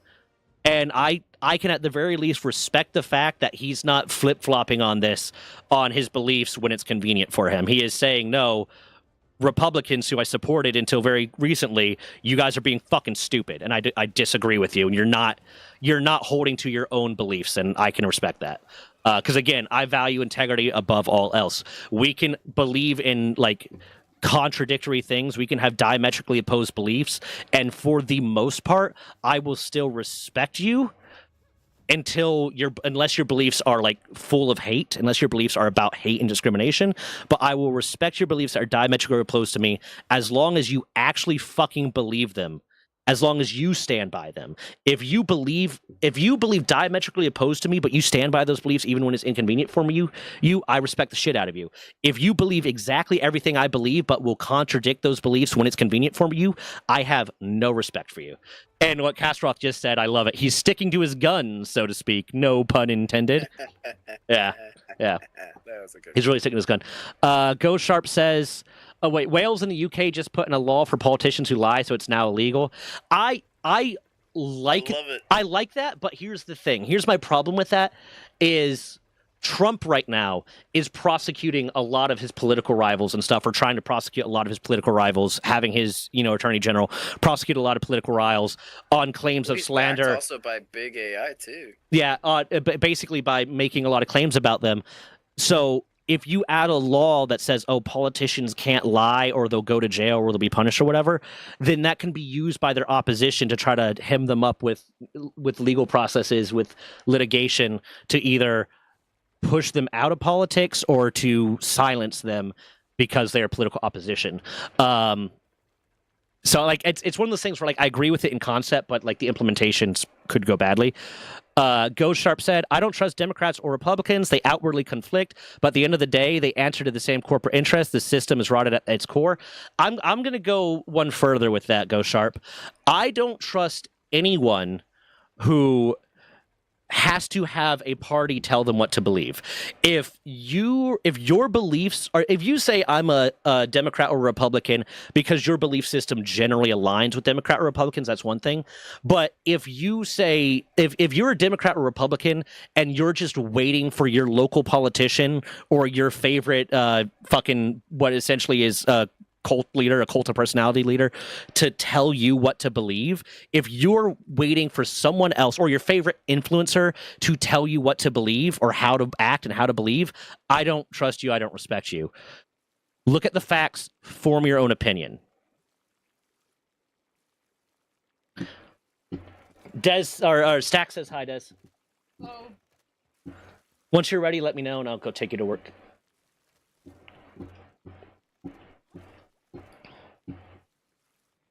But yeah, no, that's yeah, that's a lot of ranting for today. That was a lot of ranting. Yeah, but I mean, you touched on a lot of good points, man, and I think most of the people who tune in, and we all kind of agree in some similarity. You know, one thing I did notice in a weird way, and I don't mean like weird in a bad way, but something I found, I'm kind of, in a way, I'm a little bit proud of it. The vast majority of my community, of the people that show up to my streams and shit, are LGBTQ. Oh yeah, I think half of the you have like a lot of gay audience members. I've played with them a lot. Yeah, and a lot of them are trans. There's a good bit of them that are trans, but the vast majority of them are at the very least LGBTQ, and I'm very happy that the assumption I'm driving from that is that I come off as a safe space for them, kind of thing. Yeah, like you said, you're a reformed. I almost said virgin. I mean reformed. I'm a reformed fucking conservative teenager. Yeah. Yeah, I mean, yeah, you went through growing up, and so you kind of seen a little bit of both sides. So it gives you some introspective on some things that, that they're very much aware of, because they deal with those type of people who haven't grown out of that space and still think that it's some biological mishap and dysfunction. And to be clear too, it's nothing like that at all. And to be clear too, like I don't. My parents are good people ultimately. Like they are ultimately good people. They have some beliefs that I don't agree with, but they have also gotten more understanding and accepting as they've gotten older, and like very very frequently it's happened a lot with my mom or my dad trying to ask me questions about the LGBTQ community or about like trans people and shit like that, and I'm like, you realize I'm a straight cis male, right? Like I am still a straight cis male just because I am an ally. But like I'm also an ally, and I have a lot of friends that are that, and so I'll try to like. How do you know all this? Are you trans? Yeah, so I'll try to explain. Well, there's still like that was like early 2000s. If you said anything in support of gay people, what are you, gay? It's like, yeah. They weaponize the word gay as like a way to bash people. Oh, now just yeah. thinking differently. Now anymore, when I get called gay or something like that in like an online lobby, I'm just like, yeah, I'm not, but like I'll just start like, yeah, go on, because like their entire insult is based around calling you gay. They have nothing after that, and it's fun watching them struggle.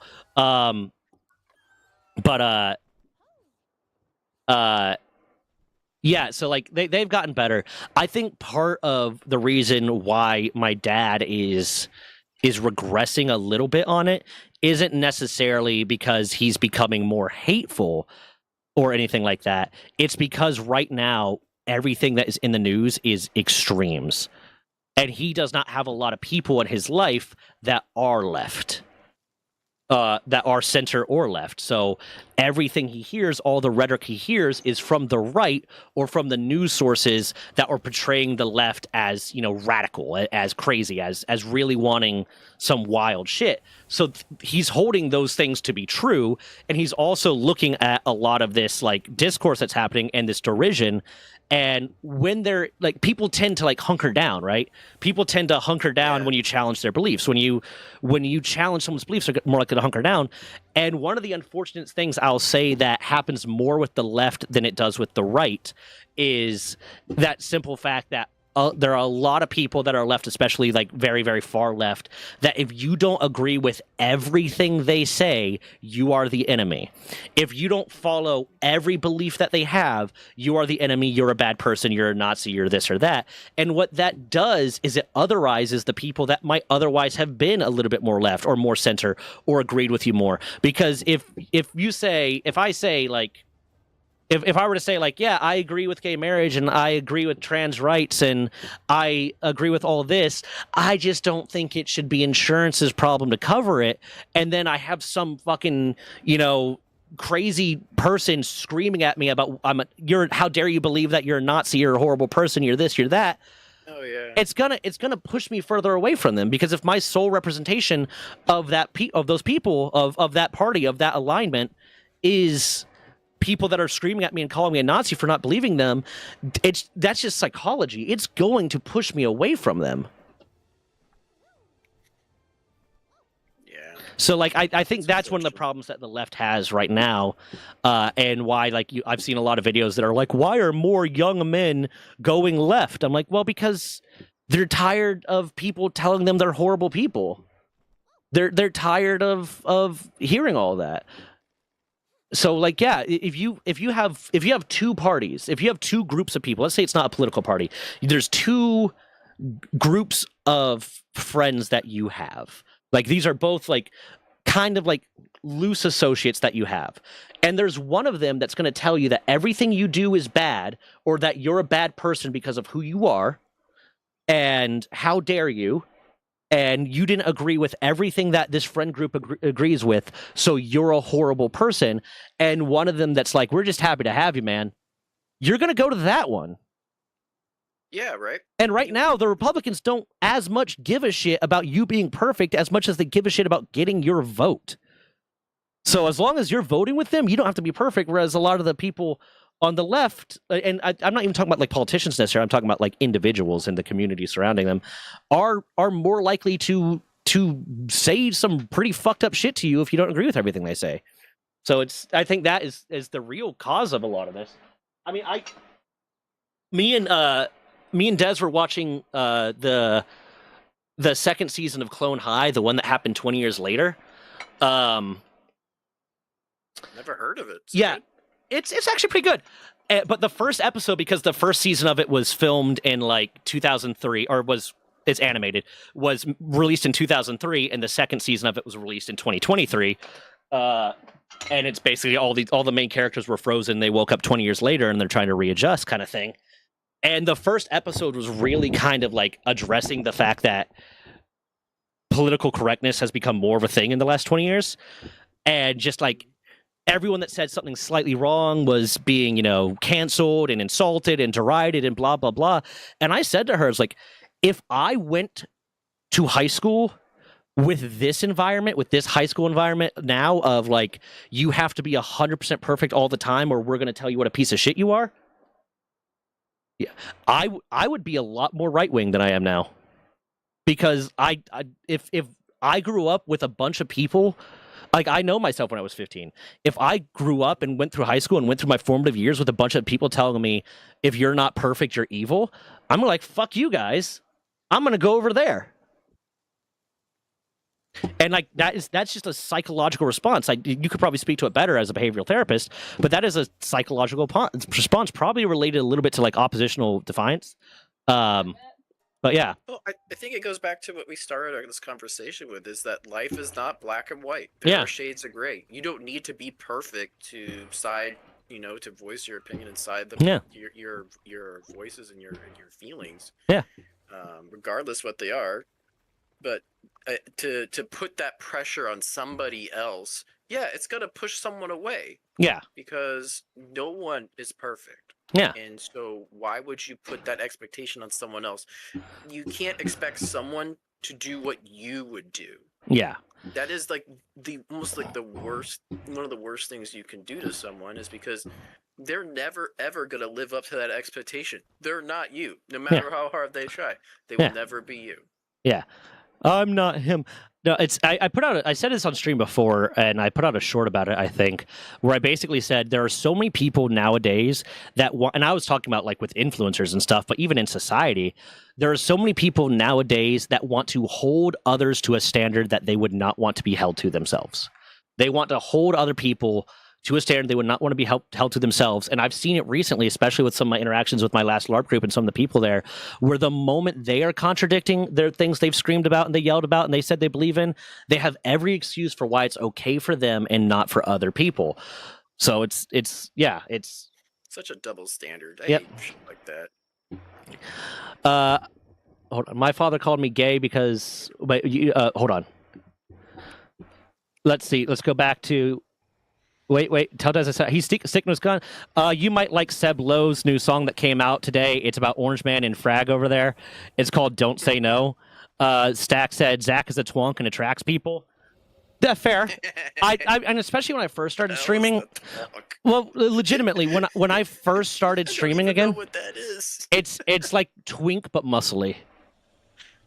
Yeah, it's like a more masculine twink. Dude, I swear LGBTQ sometimes feels like they're just collecting people. I have a buddy. We have a new title for you. I have a get in the car. we're getting raided. Oh shit! I'm nowhere near. We are allowed to collect raiders, right? Yeah. Okay, let's fucking go. I have a buddy that I have very frequently whenever I hear a new term about like gay tribes or a new term in gay culture, I will just text him and be like, what the fuck does this mean? Because I have no idea. I'm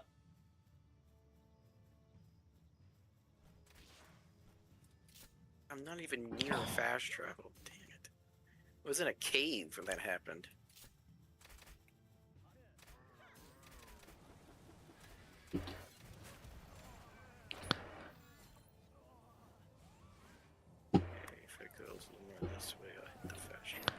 I didn't have finished it. Yeah, I didn't have the chance to turn off their fighting, so they just kind of fucking killed everyone.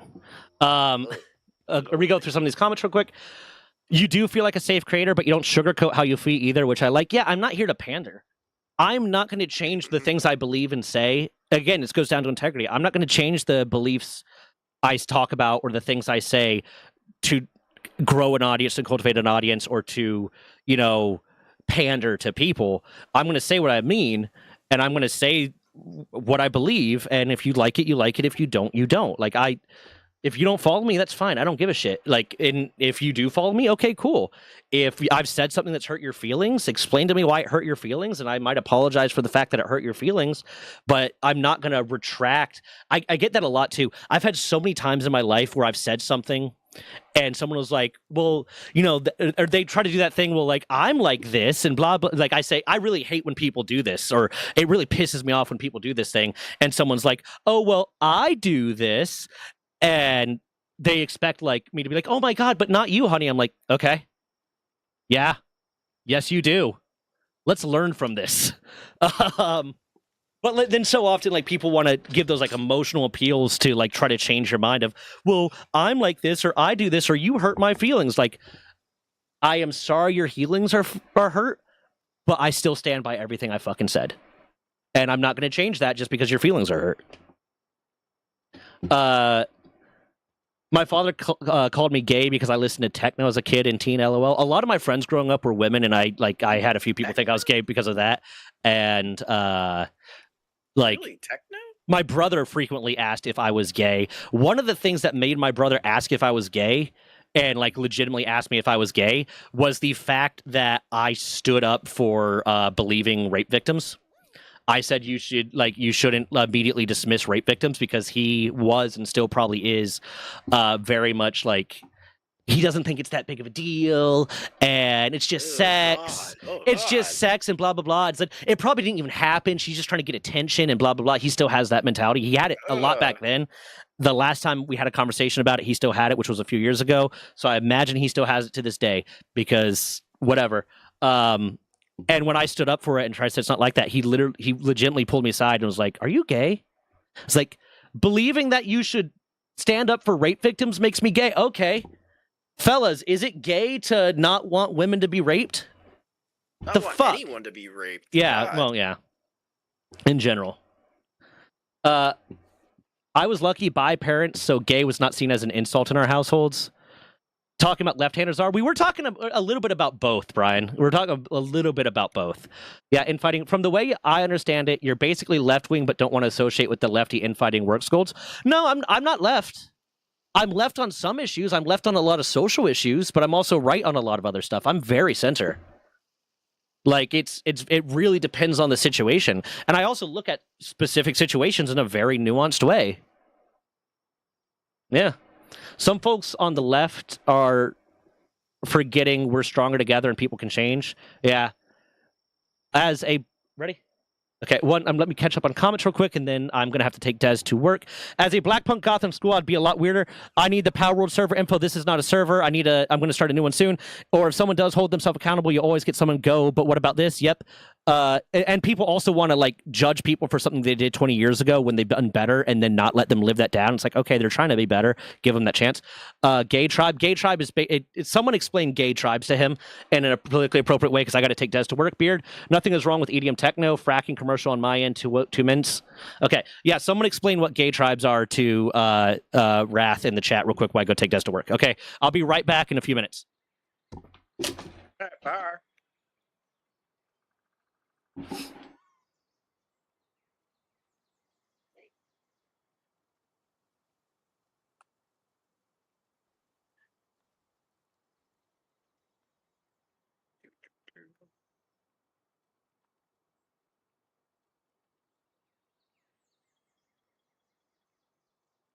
Have now taken over the stream. What? Who is that? It's me, Catman. Hey, how's it going, dude? It's been a while. Yeah, I've basically just been figuring out life. Dude, that's deep. Got a lot going on. Yeah, it's more so it's like just a lot of major life-changing events, and at point kind of stabled out. Okay, good things, bad things. You all right? Loss of my brother in September caused me to then move to another state for survival with my current girlfriend at the time. Things did not work out too well with her because she decided that every little thing I did, she was going to change because what she thought was quantifiably, in her words, quantifiably correct, and what I was thinking wrong, my thought process was wrong, led to a lot of issues. There were some ups and downs, and now at this point I am single, living in an apartment in another state, and I start college in May. Oh shit. Well, that's good news. What classes you taking? I'm going to be going for a degree in applied electrical science. Hell yeah.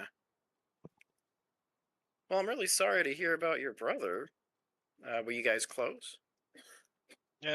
So I don't know how long we've talked, but for the most part, my life was taking care of my mother and my brother. My mother died in 2024, and my brother took his life last year.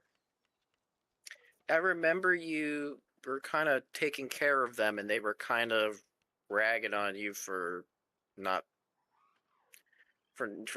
not taking good enough care for them, but they never did anything to really change that. They always just blamed you, it felt like, if I remember correctly. Yep. I'm really sorry to hear that. But I remember your brother wasn't always very kind to you, so I'm sure there's a lot of mixed emotions in there. Yeah, there were. I've been going to therapy, sorting through that. But yeah, for the most part, not bad, not good. I'm just right now kind of just like, kind of going with the flow. I was about to say, you got your own space, your own, going back to school. It sounds like you're turning a new page for the new year, so that's really cool. So applied electronics, is that what I heard correctly?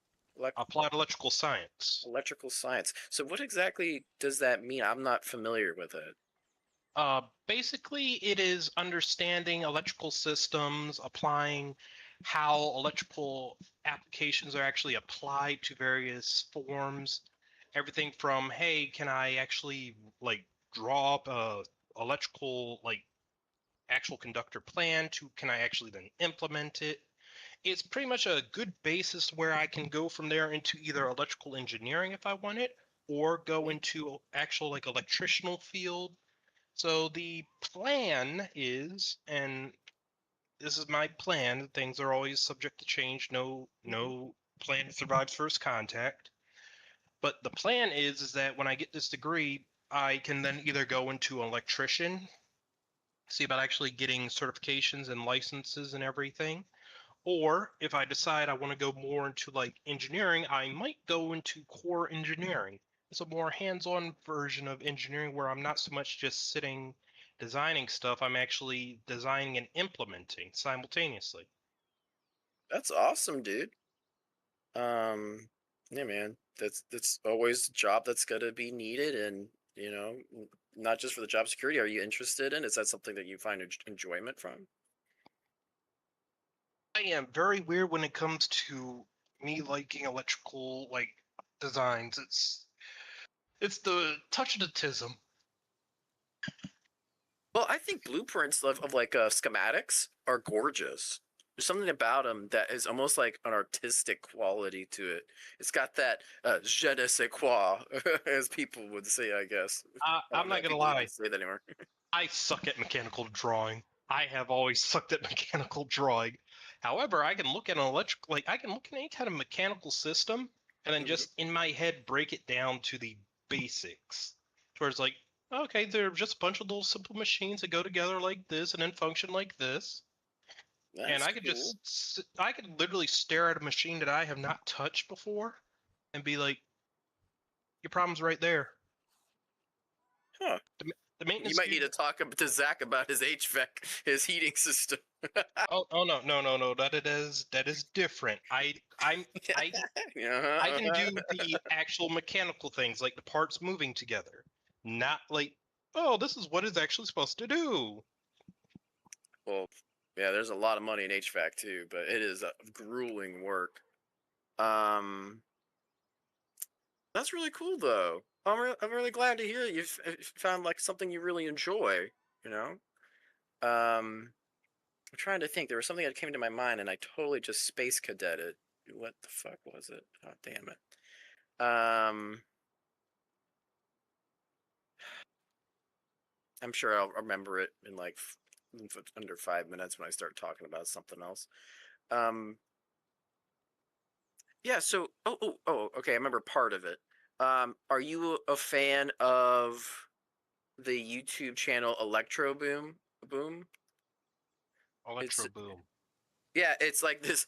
It's pretty much like one of the godfathers of YouTube, and it's this dude who does electrical engineering, and he makes weird gadgets and gizmos. But he's known for like shorting and like shocking and stuff. But he does it. You could tell it's like a scripted kind of thing. But he plays it off really well.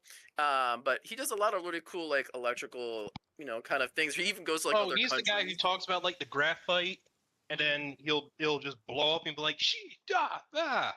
Yeah. But he actually does teach and like explains and like talks about like how he's sponsored usually by Brilliant websites, which is about like teaching electrical engineering, and also how you can get your parts for that and things like that. And sometimes he even holds like sweepstakes to try to get you like one of those high end like electrical parts.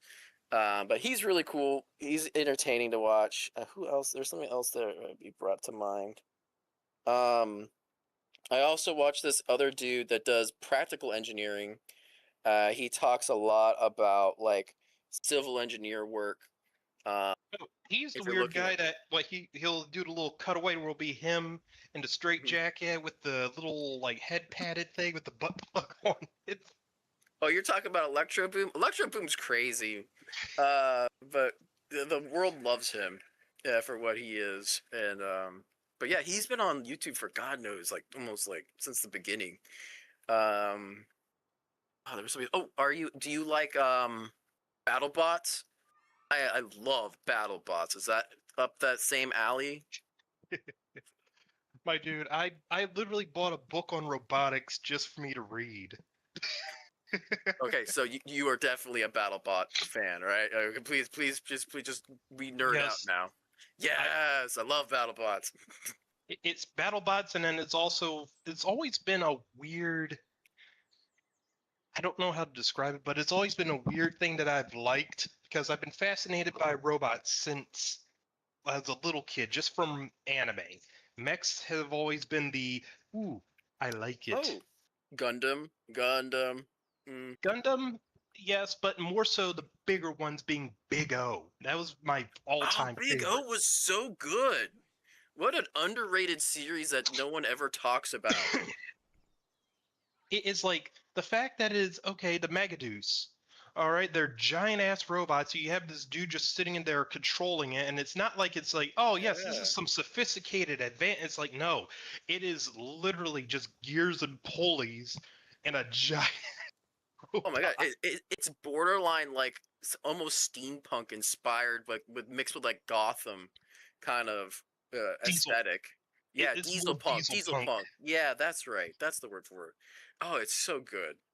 I remember watching that too. It'd be like on a Toonami. It would What come about the on. Neo? That was a good What, one. the one person commented, "What about the Neo Genesis Evangelion?" No, no, no, no, No, we no. don't talk about that one. That is way too much exposition for like maybe 5 minutes of action. Way too much. And then it's like, I don't want to get into the philosophical nature of human nature or anything. I just want to see giant robots kicking ass. That's why I watch Gun. I love Hiro Yui. He gets invited for the party, rips the invitation. I'm gonna kill you. I'll kill you. What the fuck? That's the whole plot. That's the plot. Sorry, I couldn't help but laugh too much. Another good like mech anime, Gurren Lagann. Oh, so good. That's another good one. My drill will be the pierce the heavens. I'm pretty sure it's Gurren Lagann, Who the Whatever. fuck said that? bitch. No, ban that guy. I don't know who that is. Kick that guy out of the Can I ban myself? Hold on. Let me see. You're gonna kick yourself at your death. I can't. No power. I'm not I allowed got to. you, man. I'll take it over for you. I'll pretend to be you for like a We'll day. carry it on in your memory. I'm not as big as you, but I can figure it out. I can do it. I'm not left or right. I'm centered. LGBTQ people. Yeah. I'm a furry, so I really, really can't say shit. You're a whole different thing. You can you Another breed. You get it? you can be like LGBTQ and still be like furries are kind of fucking weird. Like you could be as much of an ally as possible and say like furries though. At It's this point, I want to see furries storm the Capitol. We're at that stage. I mean, dude, you literally had the furry group that hacked the what the hell is it? A furry group wanted a. I gotta look this up because it was a while back. It's something stupid. As a furry hacker group hacked the lab and demanded that they make cat girls or some weird shit. that okay. Hold Area on. 51. We have to make cat girls. We're getting DDoSed right now. If we don't give them what they want, we have to leak of secrets. Fucking Christ. Hold on. I gotta catch up on chat real quick. I still have that one guy that calls me a twink in Zach stream. Oh yeah. Oh god, what was his fucking name? Based Something dong or something like that. Donk. I am Donk. Nothing is wrong with EDM/techno. Nothing's wrong with it. Fracking commercial man 2 minutes. Like wolf, otter, bear, twink, they're just descriptors. Wolf, I've never heard of that one. I've never heard wolf before. Where'd Zach go? Just got back from the commercial. I had to go drop Des off. Wolf is a stocky otter, so muscle, but not big like a bear. Okay. Wolverine would be a wolf if he was gay. Yeah. Sounds halfway to a bear. Is there like red panda that's for like short bears?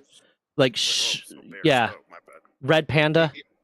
Hey, I might be LGBT adjacent, but I don't know what the furry dichotomy going into that actually is. I think interesting that furry this- is not inherently LGBTQ. You can be a furry and not be anywhere but- among an atypical sexuality.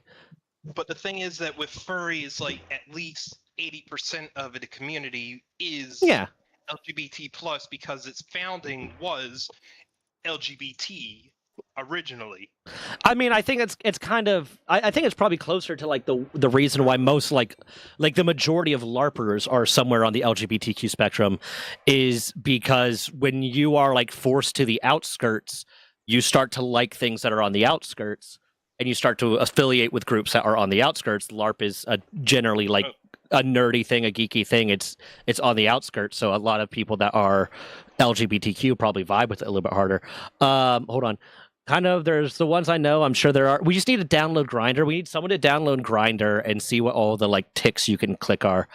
Got a good sized LGBTQIA community on Ireland, or on the Isle of Man. Yeah, that's interesting. I was about to say Ireland. Man, isn't that the one where it's like dinosaurs? Or you're running around as a dinosaur hunting each other or something? No, that's the Isle. Isle of Man is Aw, is dang it. is an island that Kastroth lives on.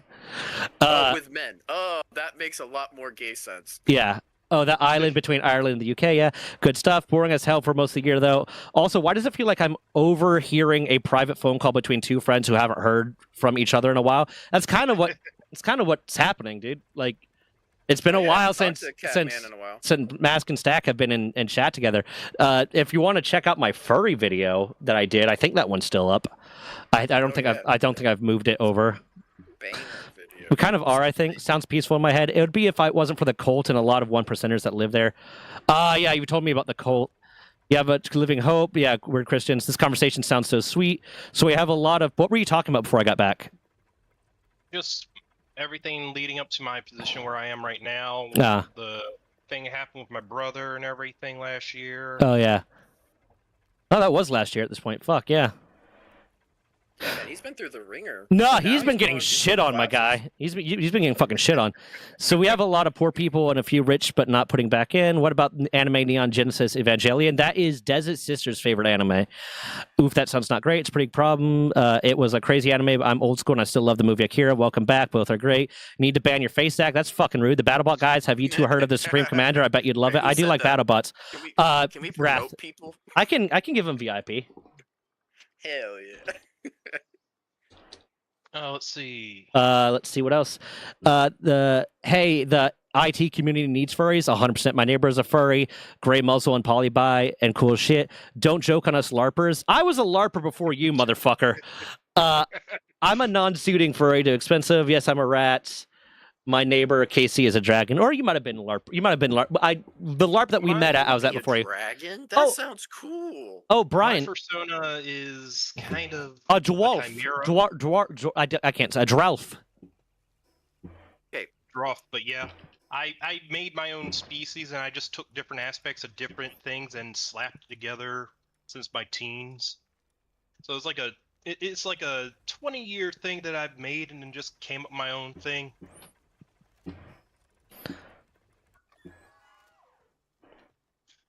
They might have LARPing. Hmm? Do you have a snake for a tail? No. Logical comparison? No. Oh. No. This one is more like he has actual hit. So he has like wolf body, some dragon features onto it, draconic tail. The wings for him actually have little opposable hands for the actual center joints of them. A lot of tentacles. No tentacles. There's a lot of tentacles, dude. Zach, is that your persona? Are you just Cthulhu? I'm just a ball of tentacles. I'm Yogg-Saroth. You're literally just an octopus head. Yeah. No. Also, literally Zach, just a ball of tentacles. What's the Pal World server info? I told you. I'm restarting it soon, so don't worry about it until I restart it. Okay. But I'll send it to you whenever, because whenever I restart it, it's gonna end up having a new IP, I think. So. Yeah, I can't wait. But I've been meaning to restart it and possibly add some mods, but at the very least do random fucking PAL spawning. But yeah, rap is kind of like a chimera, but I basically just took different things I liked and slapped it together. Okay. The wing idea came from a dragon from Monster Hunter. Here's because I've seen his thing. Here's the best way to describe Stack's fursona. Imagine you're a 15-year-old edgelord trying to draw something to put as your MySpace background. And that is Stack's fucking fursona. No. That is about the time that I started making it, so you're not wrong. Yeah. Yeah. Yeah, but wait, what dragon from Monster Hunter? I forgot it's the one that his wings literally have the hands. Hold on, let me actually look that up. It's one of the older Monster Hunter dragons. Okay. I think I know which one you're talking about, but I don't remember the name. It's a desert one. His whole thing was it literally just sit up on a mountainside, wait for something to pass by underneath, release, and then just drop down. Oh, I think you're talking about Tigrex. No, it's not quite Tigrex. Because this one actually still had the 4 legs. Oh, so it had the extra arms. Oh. Gore Magala. Look at these fucking nerds. Dude, I love Monster Hunter, man. You want to play a game for grown adults? We'll go play some Monster Hunter. Okay. They just made a patch too. I have to it's still actually get. more optimized better. I have to still get brain fart. What is it? Wilds. That's what I I'm saying. They have just it. made a patch on Wilds. Oh, wait, because no, it was I don't have having Wilds. Performance issues on I have PC. World. I have Rise World. I have Sunbreak is never good, too. played it. I've never played World, but I have it. People swear by World, but Rise Sunbreak was really good. Wilds is good, dude. Wilds is fucking great. It takes up like 100 gigabyte on my computer, man. It takes up everything. I can't run any other games if I want to play Wilds. How did much play for a how little storage do you have on your fucking computer? Yeah, I mean, no, I have a Gormagala. bunch. Gormagala. Yeah, I knew it. That is totally edgelord, though. Damn it, Zach, you were right. Yeah, well, I know Stack, and I've seen his goddamn OC. Yeah, Gormagala is like if someone made Batman into a dragon and gave it extra limbs. Hold on, let me respond to chat real quick. Kasteroth, reach out to AmpGuard and see if they'll allow you to start a chapter. So far, I think all their chapters are in the United States, but they might be cool with you starting one out there. That way, you already have like a support network and a rule book and everything to go off of. And Brian, I'm starting to go to AmpGuard in fucking Chesapeake, and it's every Saturday. You should go with me sometime. I'm trying to find a LARP group that's actually in this area. The ones here, they don't meet up regularly. It's more like every couple months they'll do a weekend thing. And it's like I don't have that kind of time. Yeah, I know Legends of Exile is down your way ish. But theirs is like they do like a weekend things, and all they do is weekend things. And they don't do it like every weekend. So, like AmpGuard, the local AmpGuard chapter is every week, every Saturday. But they also that was impressive. the problem with every week. I'll say like the difference between like them doing every week, quote unquote, and like the previous group I was a part of. Is the previous group I was a part of was every other week, but it could literally be raining fire, and they'd still be like, "Yeah, we'll meet up if anyone shows up. We're gonna be there." Whereas like AmpGuard is like if the weather's too bad, go home, or they'll put out a cancellation. If like there's some other event everyone wants to go to, they'll put out a cancellation. But like it's also kind of free for them to do that without it being of too much consequence, because okay, sure, you're missing a week and we'll be here next week. Whereas like if my previous group did that, you'd basically go a month without LARPing. Let's see, what's a game I can play? I mean, so when I was on the executive board, Brian, that was kind of happening a little bit too, to an extent where it was. I'm wondering if it's Baz. I might know who's doing it. I might have an idea of who's doing it. I haven't talked to him in forever. I can reach out and try to gauge.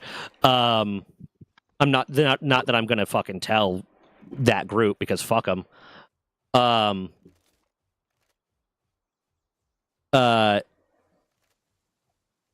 But like when I was on the executive board, we were getting like messages from some of the people there, like, "Hey, we want to talk, we want to talk, we want to talk," and then my previous group response was basically, "No, fuck them, blah blah blah. Let's not have peace. Fuck those people," which is like that's a very immature response.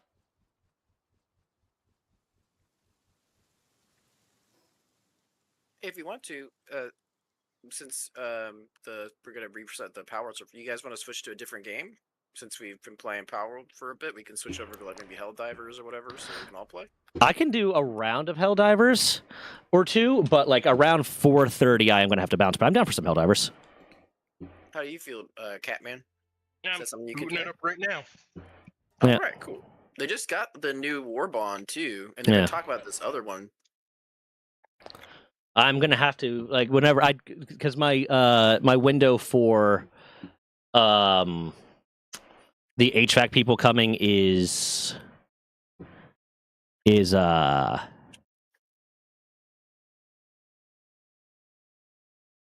fuck. My window for the HVAC people is coming is 5 to 8, so like I'm gonna try to be off before 5, just in case they get here like right on time. And I'm gonna have to spend however fucking long it takes. He's gonna pull out the microphone.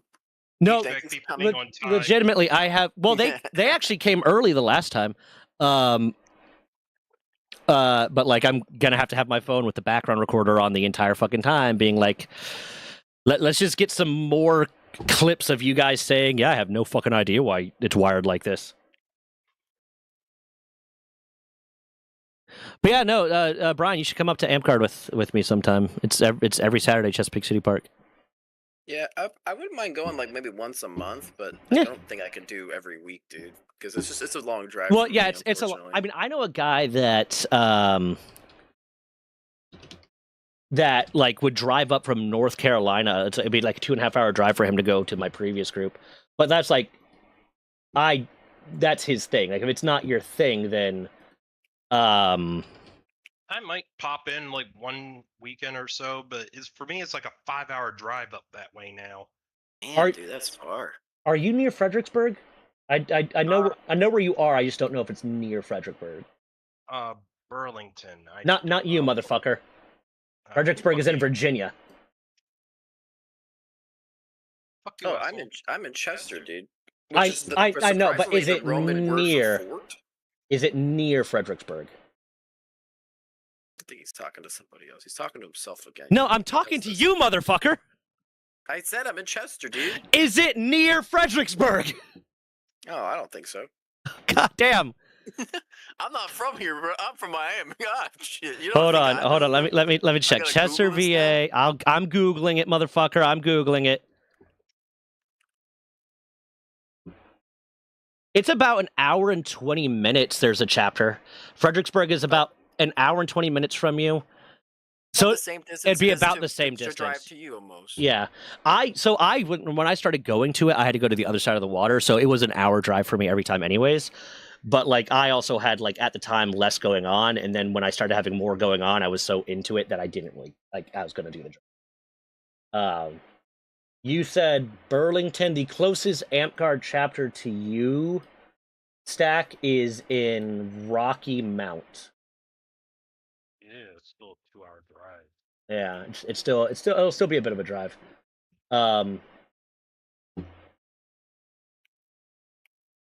hold on. Burlington, North Carolina, you said? Yep. Burlington, like Burlington Coat Factory? Yep. Okay. right. There's one in Fayetteville and there's one in Raleigh. Raleigh? Raleigh, yeah. I Yeah. sent you an invite. And Raleigh, 45 minutes. yeah, and the points transfer over. So like if you move somewhere else that has Amcard, I'm downloading an update right now still. If you move somewhere else that has Amcard, you can you'll be at the same level. Yeah. But it's to get max level in Amcard on a class, it's like 52 or 53 credits. Or it's 53. So like if you just go to every event in a year, you will make max level on a class. But the That's a lot rules nicer than what the last one was. the rules are a little bit different in a way that I'm kind of disappointed by, so I still kind of want to start my own thing, because they don't have weapon grappling. Like you can't grab someone's weapon. Like, you know, like I got a kill in the previous group before because someone tried to stab at me with a spear. I grabbed it, flipped it around, and stabbed them with it. Like I yanked it out of their hands and killed them with their own spear, and I was proud of that. But you can't do that. You can't grab their weapons. You can't shield bash, and there's no grappling. But ultimately, it's no shield bashing. Yeah. But how are you supposed to assert dominance over other nerds? Just get good, son. But the less athletic ones is more fun. Honestly, in my experience, for the most part, the less athletic ones are the better foam fighters by far. But if in a real fight, yeah, you'd fucking dominate them. But like in foam fighting, because it's different, right? Like it's the weapons are like a pound, and it's more about the reaction and whatnot. And this is the only thing they care about. So it's like, yeah, a lot of the less athletic people whoop my ass. I have a buddy who's a semi-professional martial artist. Like he's traveled the world and fought for paid fights with several different like MMA styles. And when I took him to some events, he got his ass kicked regularly. You also, Mask, you sent me the invite, you said? I sent it to Zach, but I don't have you on my friends list. Yeah, I'll show you. I'm just now getting in, so I have to join on you. Not sure if my sword would pass inspection. My longsword, mine does. Hey, Uh, I have a nasty axe that I had made, like Dan made me it. Yeah. I don't know if that would pass though. Your Bardiche, or your one that your Bardiche basically. Yeah.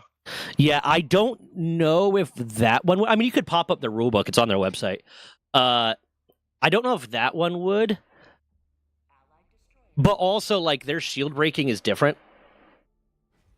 Their like Amcard's rules are really a lot more user friendly in a big way.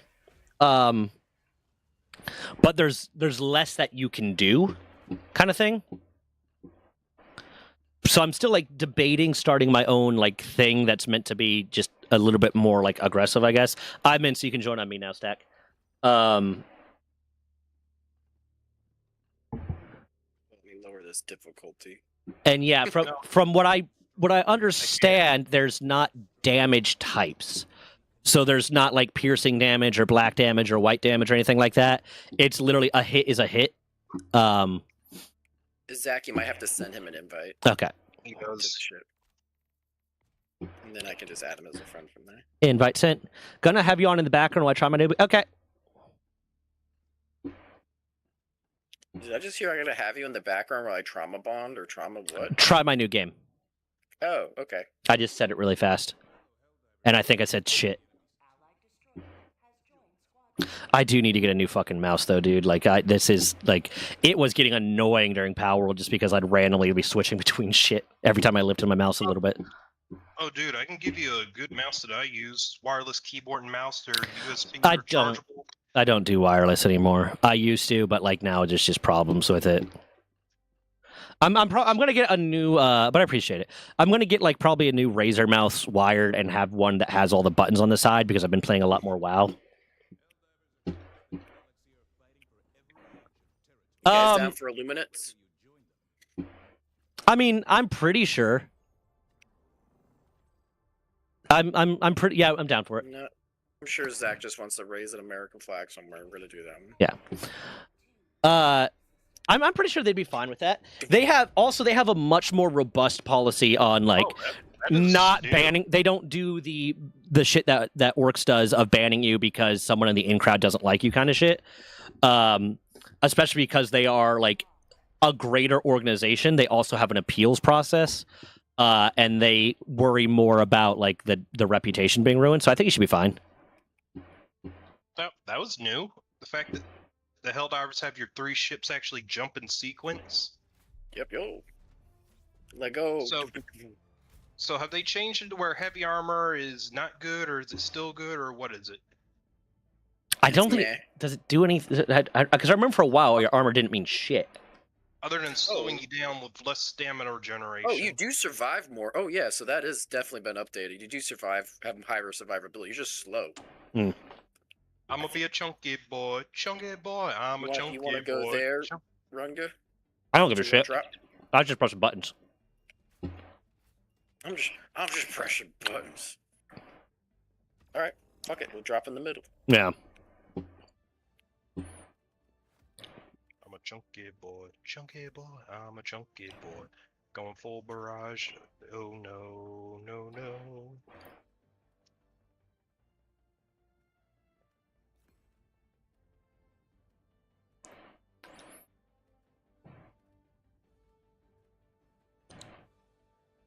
Are you getting barrage? Okay, I'll pick something different. Yeah. Have you considered this is going to be a kind of weird thing to randomly ring up, Brian? But I was trying to look out for like opportunities for you. Have you considered trying to go to like a trade school or get an apprenticeship? Because for the most part, like most tradesmen and most organizations I know that hire tradesmen do not give a shit about your criminal history.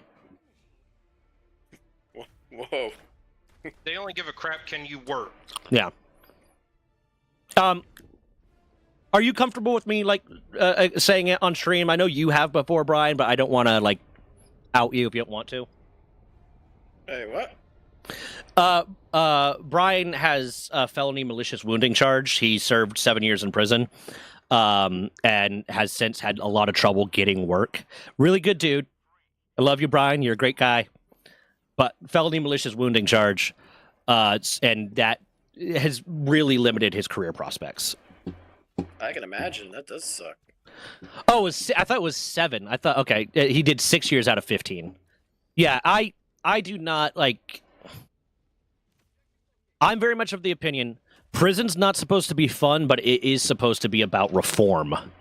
Like, and if you set, you know, former convicts up for failure by making it impossible for them to get good jobs, impossible for them to get opportunities, and basically continuing to punish them after they've served their time, or making a prison system that is so shitty that they will come out of it worse, then you're just increasing the recidivism rate. Like, I don't like, prison shouldn't be fun there, you know, but it shouldn't be more than it is, right? It shouldn't be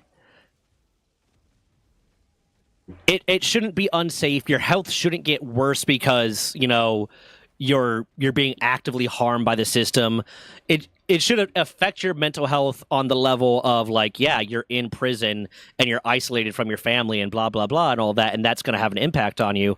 But it shouldn't be like the way that it is, where they're putting you in solitary confinement for weeks to months at a time, and the impact that has, and they're treating you as subhuman. Like, you are still a person. The goal should be to act as a deterrent to crime and to reform you.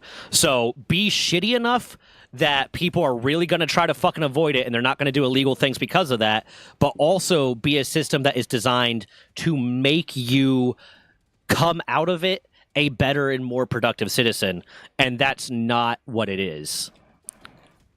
I have some PTSD, like I can't sit with my back to the door. Yeah, like it's definitely.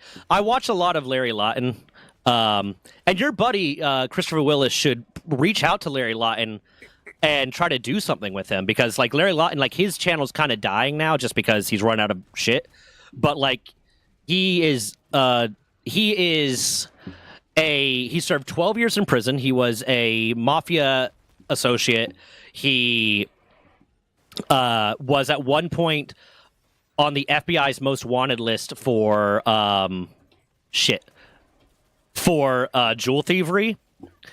He served 12 years in prison and is now an honorary police officer in Miami-Dade County because of the work he's done to keep kids out of prison and to do prison reform. I summoned you. I know, and you summoned me right onto a harvester. I'm kind of getting fucked up right now too, my guy.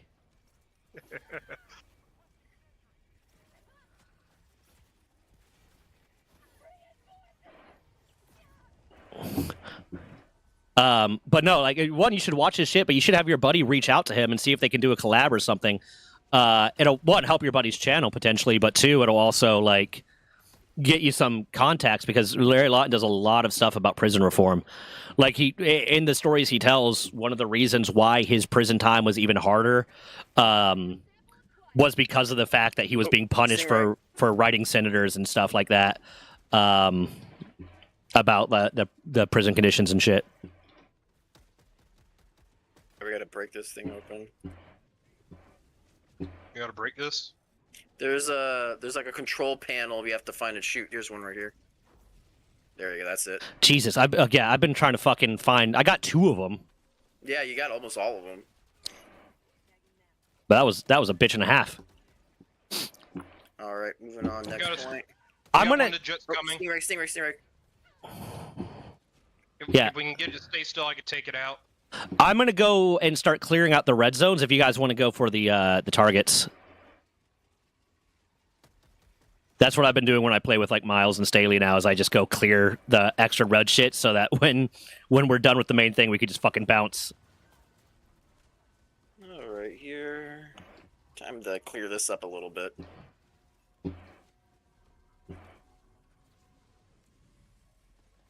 But yeah, no, as someone who has never been to prison, I will say, like, my opinion is, like, prison should be a little scary, but you should not come out of it worse. You should come out of it better. Well, this is going to be interesting. Oh god, it's coming down. That's a 30 millimeter. That's a 330 barrage coming down there. Stay the fuck away. It's a big fat no. I was trying to take out all their ships over there. Well, I think he took out everything. I'm just waiting for my orbital laser to become available. I don't remember calling one in, but I called one in myself. I need a reinforce. Thank you. I did it. Dankeschön.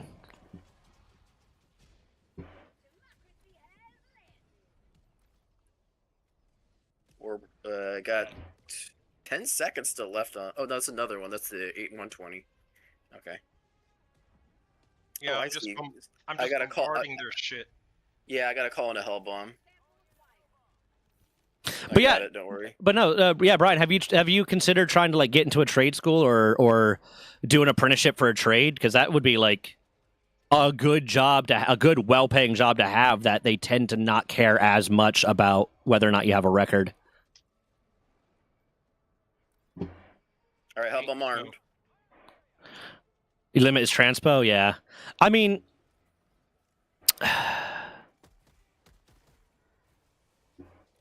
there might be some trade schools near you enough that you can like walk to them or ride your bike to them, or potentially like carpool with someone or whatever. Like I'm not. I know I'm just kind of throwing things in the air right now and seeing if any of them whatever. How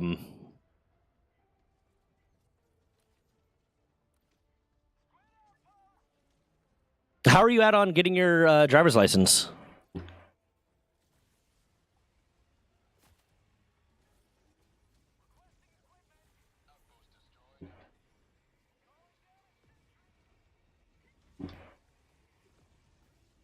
Okay, heavy armor is not the way to go with the aliens.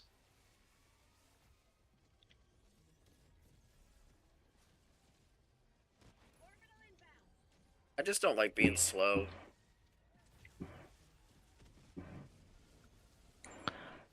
Otherwise, I think heavy armor's it's great on like those defense missions where you don't have to go anywhere. I need time behind the wheel. How much time do you need?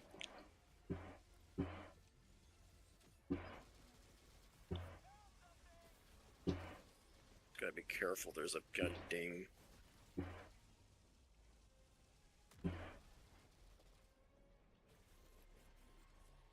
Grab that. That's 10 cents.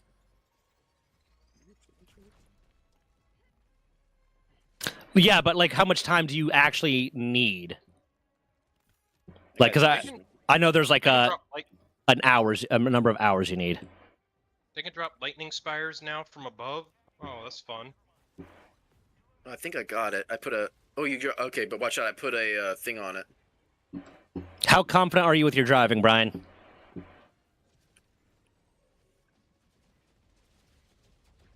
Painted. Watch out! Ship above. All right, we got this one here. Okay. Hit me up at some point. We can arrange something. Because that's pretty good damage. I'm teaching Dez to drive too, so like we could just do a day, and they took out their own thing.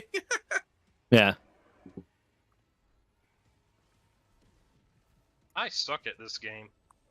It's been a fucking minute for you, man. Yeah. When's the last time you played, dude? Last time you played was probably with me, wasn't it? Yeah. Yeah. All right, where's the Stingray? It's flying around, man. Behind you. Behind you. There's two. There's two. Okay, well that explains a lot. Oh, Jesus, I didn't even see the big guy here. But yeah, man, hit me up. If you pay for the gas that you spend, I'll help you out. Okay, how many of these things are there? Oh, I just got vaporized by spaceship. It's definitely been a while since I played on this difficulty.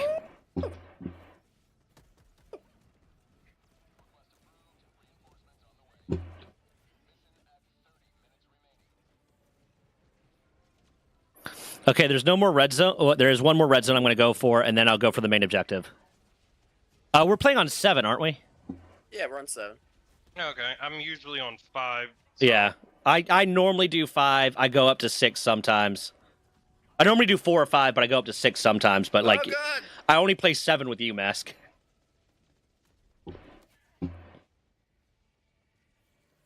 Just got a little cat. Oh! We got 2 stingrays doing strafing runs on us. Yeah, the stingrays are pretty annoying. Shoot him down. I'm trying to get my gear. I don't have the weapon to. Oh my God! Watch out! There's another run. I'm being chased by a horde of illegal immigrants. You know, the voteless. Oh God! Get it? No, dive! Oh my God! Too many of these things. All right, I gotta find something I can shoot these things with. Of course, I bring the melee build to a. How is Breon doing? I haven't talked to him in forever. Where is this? We need to all hang out sometime. If you can get him to go to Amped with us, like if you go to Amped and then you bring him, that'd be pretty cool. All right, there's one. There's 2. You know what might work? There's a car. Oh Jesus! Why'd that blow up? Okay, they want my dick. Okay, I got you.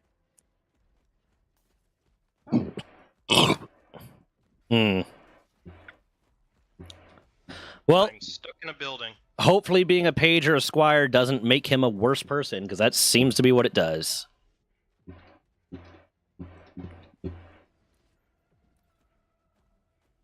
Head into flag.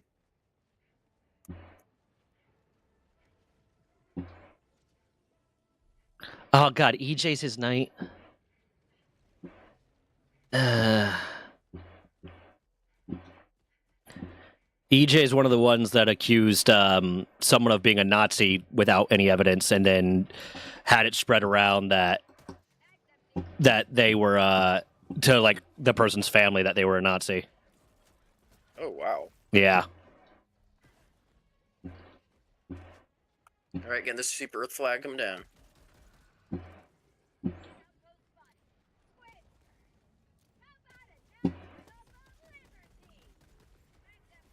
God damn it! I can't get a break for 2 seconds.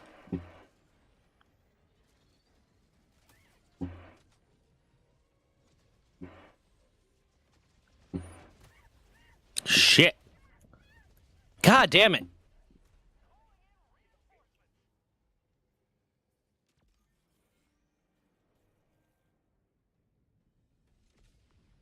Yeah, no, I was aware that they started using it again when they removed me from it. I legitimately thought about just deleting all the work I'd done on it, but like at the time I was just trying to stay low profile.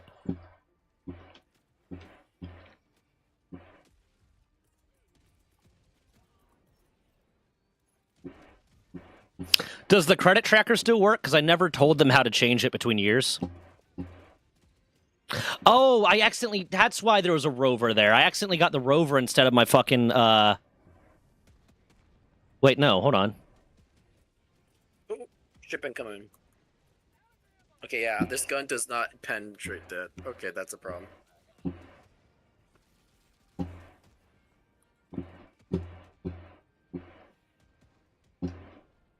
Where the fuck is my exosuit? Where is my super suit? Sorry. I said, where's my super suit? Yeah, I just had an exosuit drop in, but it's... Did it land on a building again? Oh no, the ship is just stuck up there. It doesn't want to drop. But yeah, no, I never told them what they needed to do to update it as the years passed, so... Yeah, my Emancipator's just fucking stuck, dude. Damn, that sucks. Hey, if anyone wants to try this solo targeting rocket, there you go. I got an extra one. Oh, thank you. Fuck! Ah! Son of a bitch! Go away!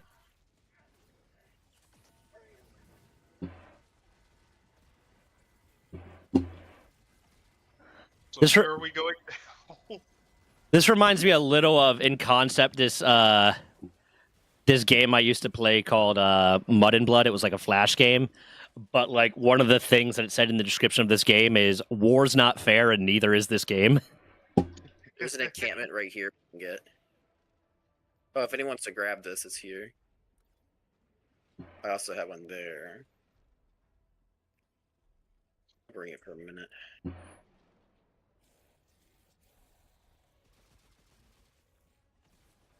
I may need to spend some money to get some war bonds. Oh, you grabbed the machine gun. Good. I was gonna bring that to take down the flying guys. I don't know where I'm going. Going to Purple Mark on map. It is we got a stingray coming. Yep, yep. Oh god, it's like right above my head. What the Phil? Okay, so it is accurate. Okay, they figured out how to update it. I'm not surprised because it's not complicated, but also a lot of them seem really stupid whenever I was explaining any of the stuff, so... Stupid is an understatement, my dude. Yeah. Oh, another ship coming your way, M3.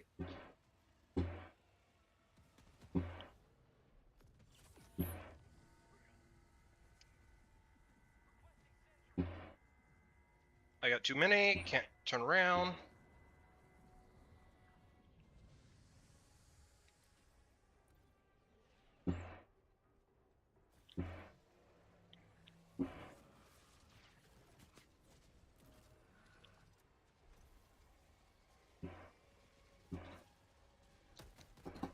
This machine gun takes forever to load. Yeah, it does. Now I can't see shit. Oh, it's on me. Oh, Jesus! It turned. It strafed and turned. What? Why does Breon want to become a knight, dude? That's like... I did not... it's a lot of extra bullshit and effort. And I did not think he had the time.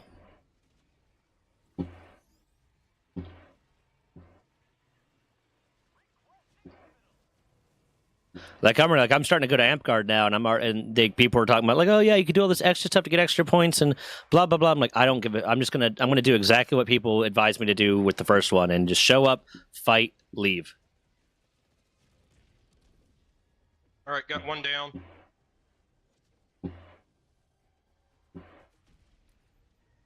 Take care of the big guy. My gear's over here.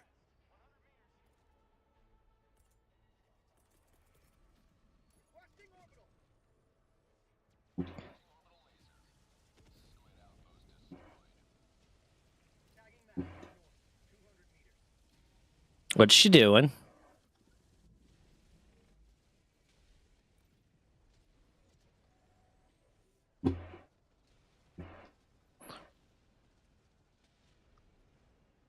Yeah, no. Yeah, no, they are elitists. They are also so incredibly fascistic in their behavior for trying to claim that they're Antifa. And one of their members that loudly screams about, helping women, protecting women, and blah, blah, has referred to stopping domestic abuse as making her uncomfortable. When she had the opportunity to sign a piece of paper that would help protect a young woman, it made her uncomfortable. So they can all go fuck themselves. My ballistic shield. Oh, you'll find your senses over by my body. Yeah, I was right near you. You got killed by the same strafe.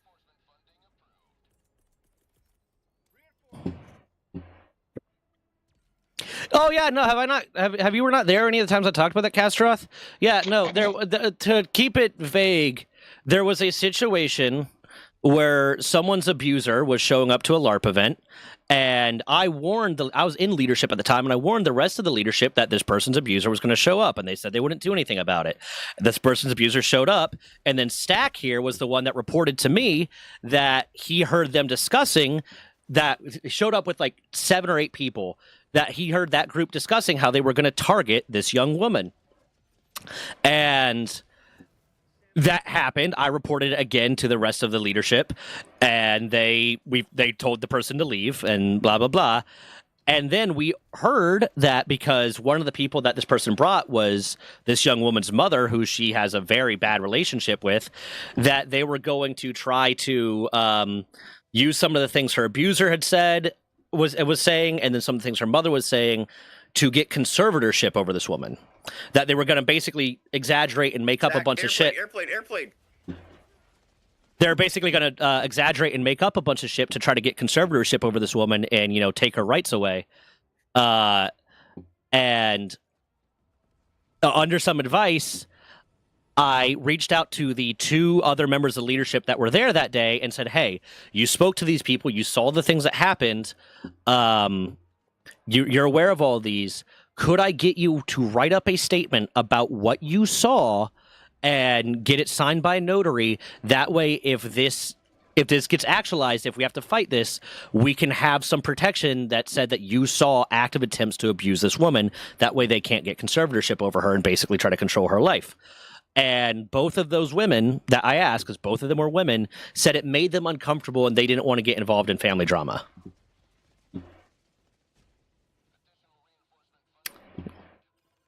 This was after they all also voted that when this young woman got a temporary restraining order against her abuser, we warned these people that, hey, she has a temporary restraining order against this person. So I went and spoke to the rest of leadership, and I said, hey, especially because there's a thing called the Noble Council that is for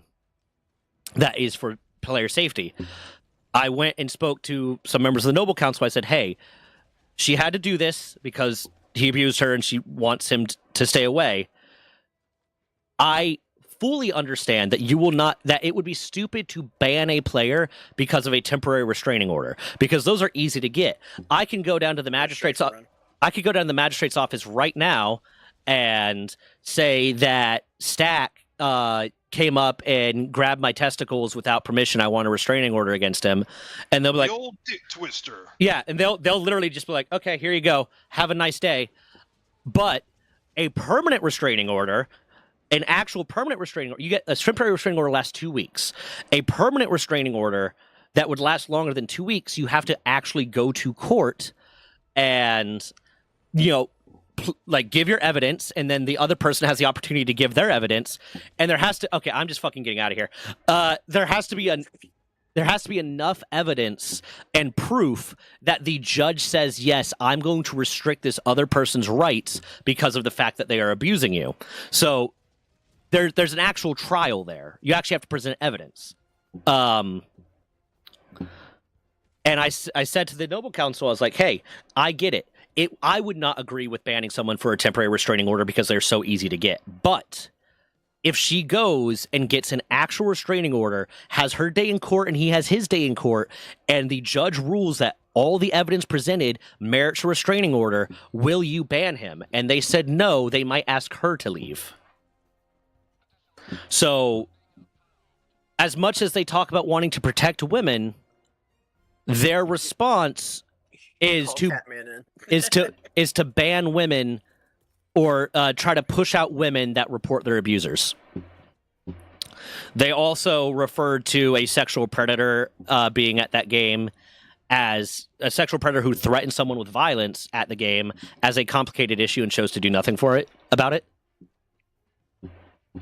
Don't forget also with that sexual predator, the bullshit that they were doing, they said, no, that's outside the game. We don't really want to get involved. Mm-hmm. Yeah, no. Well, I even when I spoke to Jackie about it, I said, listen, I get that you guys don't want to ban people for stuff that happens outside the game. And I had the witness ready to talk to them. But him threatening another player happened in the game. And him telling Jackie that he has trouble controlling his actions sometimes, and me being able to reconfirm that, yes, he has directly said he has anger issues and has trouble controlling his actions and sees red and blah, blah, blah, and all that different stuff. And they were still like, oh, yeah, well, it's a complicated issue. Like, okay, cool. And meanwhile, I have a recording of them talking about banning another player because he has friends in Legend. They were legitimately talking about banning another player for having friends in Legend. But when it came up that he was acting inappropriate with children at a con, they didn't really give a shit about that. That was one they didn't care about.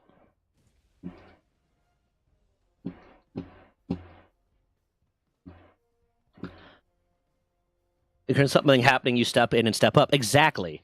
And I would almost get the argument if it was like, hey, this is going to be a major pain in the ass for you to stand up, and her being like, I can't.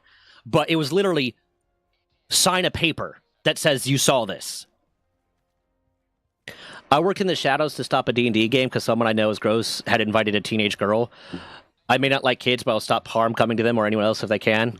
Yeah, well, there's more going on because apparently there's someone that goes there or used to go to that game that was doing some really gross shit with some teenage girls. Like, can't go as far to say as it was actual action, but like really, really gross. And when someone reported that, they pushed the person that reported it out of the game instead of that person. So, great people.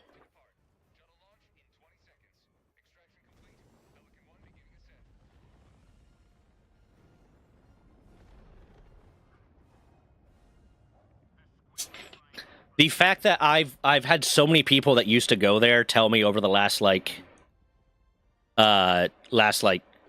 year that they're leaving because of the toxicity there.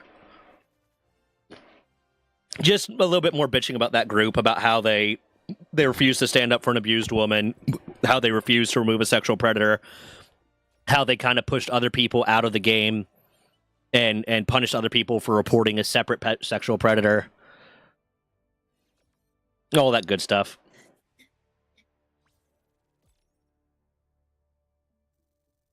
Listen, if you don't give a shit about yours or your children's safety, they're a great game. I'll tell you who the other one is. I'll tell you off stream who the other one is. I already told you about one of them. You know about one of them. I'll tell you who the other one is. And I'll put out right now that I heard about this one through secondhand, but from two people that I trust. Like it was two people that I trust very much that told me about the other one. I'm getting out this heavy armor. And considering that person has recently lost a slander lawsuit, yeah. Because when they reported him, he turned around and tried to say, oh, no, they're doing that. They're the ones doing that. And a lawsuit ensued, and they got reported. And they lost, so... The mom of the teenager was believed to know as she got a vibe, but just thought he was odd. Yeah, the fact that one of the ones I know that Stack knows about, Sexual Predator, now runs D&D games for teenagers, is he does not need to be around teenagers. He is a professional DM running on like Roll20 and shit like that for teenagers. Yeah.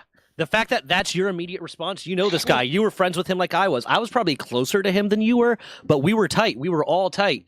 And the first thing you thought when I said he runs games for teenagers was a little bit of anger should tell you all you need to know about this piece of shit. That guy does not need to be around fucking teenagers. The moment him and his partner break up, I would not be surprised if some shit started happening.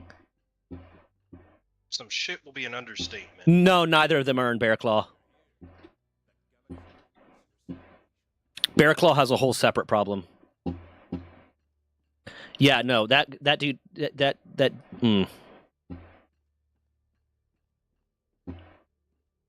Now that I am like getting involved in Amp Guard, I'm more like wanting to keep the peace a little bit, so not start shit kind of thing.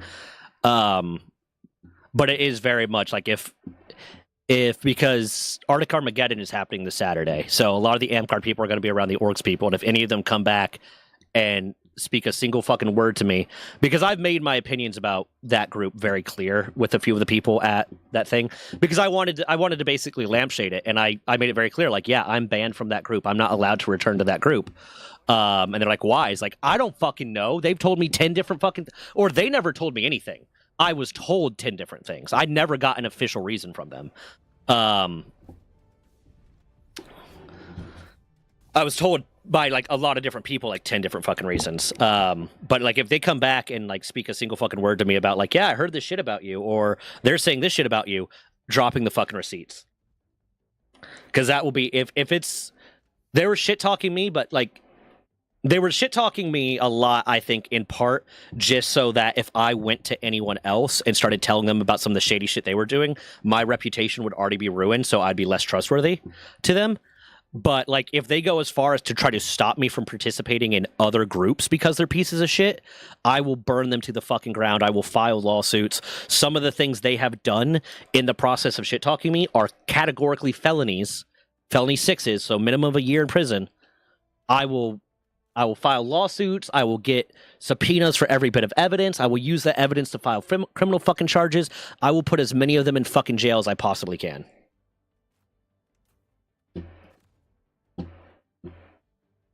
This is going to be my last one because, yeah. Okay. Is this a 10-minute one or like a 40-minute one? It says it's 40 minutes, but I think we can do it really quick. Okay. I'll pick the speed. I'll call after stream's over. I'll call you real quick, Brian. Yeah, the guy I know wants pure girl because he's one of those and likes them young. He ain't my friend. I just keep tabs. Yeah, I get that. There's very much that there are people that I keep in contact with. Largely because I know they're up to no good, and it's like I want to be able to intervene.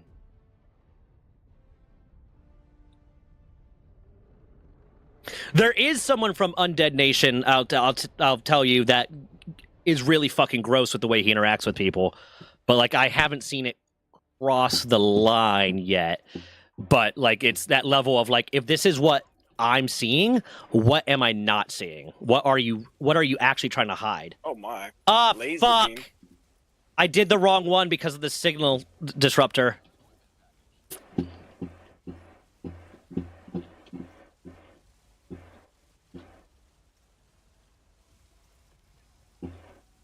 I wanted to use that too to take out those 2 ships right there, but I got my emancipator, so I'll be fine as long as it doesn't get fucking destroyed.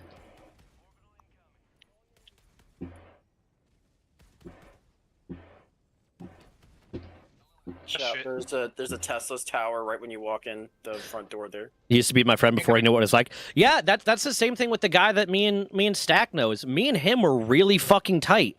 Like we were very fucking tight, and then it started with him talking shit, but like me getting mad at him started with him talking shit behind my back to try to like get laid, basically. And I told him off for that, and then I found out about some of the rapey behavior he was engaging in. I'll say this. In certain states, the type of behavior he was engaging in would constitute rape. There are states... He was at minimum a sex pest. He was at minimum a sexual predator. And in certain states, it would have amounted to attempted rape. Because it was only attempted because I was able to intervene in time. Sounds like a dude I knew in prison, and when he ended up going back and some stuff came out, I totally cut it off. Oh, yeah, you told me about him. Yeah, you told me about him.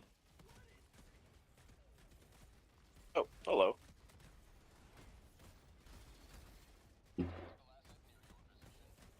We got artillery over here.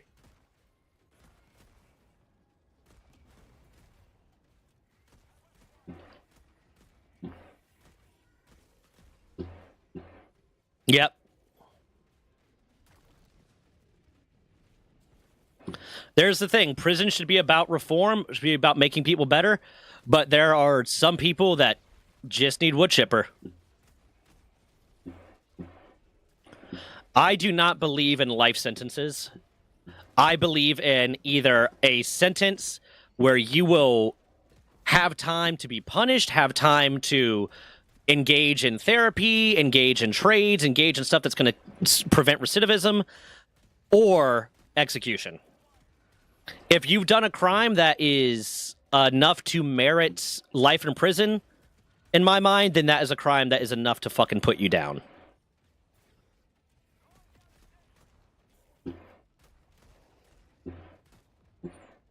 That said, the only crimes that, to me, like, just the, at its base level, the crime merits that are sex crimes.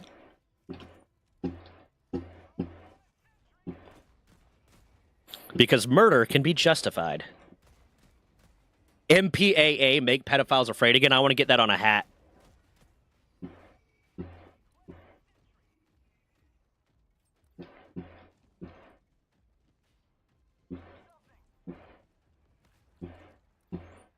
They did just pass a law in Florida that allows for the execution of people that sexually assault people under the age of 12, which I'm very happy about. The fact that that is contentious, the fact that there's people that are like, well, wait, no, like, no, dude. Please tell me how you're defending why pedophiles should be alive.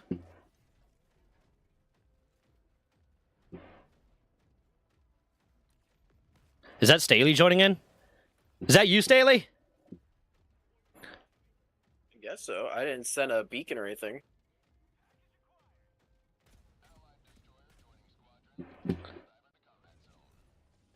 I hit the stem! God damn it. I literally inject myself, hear the sound, and I still fall. What the hell? I need to look again into the Spartan race, because I might try to put off doing the Spartan race, the one that's later, that's in August, but I do kind of want to do the more recent one.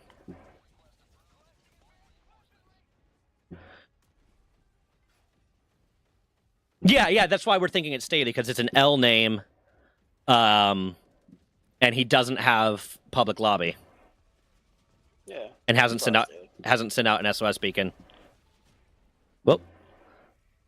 That Stringer got me. But no, I'd like to get a group together to do a Spartan race with you, Ben. I got someone in mind, but like he would outclass both of us, so we'd be holding him back.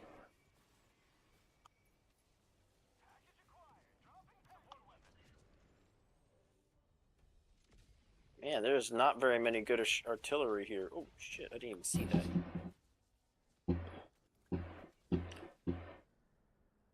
that. I'm a big fan of the Rover. Okay, let's see if I can safely get fucking somewhere. Load this thing up.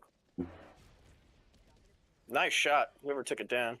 I'm gonna go and start securing the black box since it's a search. It's one of those pain in the asses where you have to like find it. Yeah. We're getting the artillery up real quick. I got my phone next to me just in case they call to say they're coming. They're supposed to give me a 10 to 15 minute warning, but I have almost never had any like delivery person or tradesman or whatever that I've had to have come over actually give me that warning. Like the number of times where like I've had, like when I got like some of my household appliances delivered, and like Samsung would say, yeah, they'll give you a 10 to 15 minute warning. I'm like, okay, well, that means I can go to the gym. My gym is 5-minute drive away. I can go to the gym, get a workout in. And then like, when they text me that they're on the way, I'll drive right back and I'll still be there before them. And then all of a sudden I get the call like, yeah, we're 2 minutes away. I'm like, well, I'm like 10 minutes out. Like, oh, we can't afford to stop and wait. It's like, and it's like, well, reschedule the delivery. I'm like, are you fucking kidding me? Got one. It's just smokes, but fuck it. Don't want to waste any more time here. How the fuck do I get out of here? These walls are destructible, right? Because I'm having trouble getting out. Grenade? Nope. There's an autocannon here if anyone needs it. I think someone must have had it and they died, like me. Yes, I did. So... Alright, we're done here. Moving on to the next target. I think we agree with Zach. We go there. Head west. Get the black box.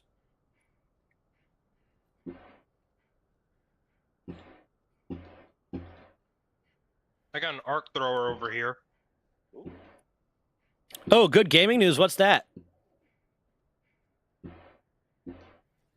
I have a bunch of videos I need to record. Though, but by the time I get them out, they will be technically late news, but like they might still be new for someone, so I'm still gonna fucking record them and do them, kind of thing. I'm trying to get back to. I was like, the goal was to do it for January, but me and my editor kind of dropped the ball. But I want to get back to doing like a video a day, like I was in October. But like the nature of my content, sometimes there's just nothing there.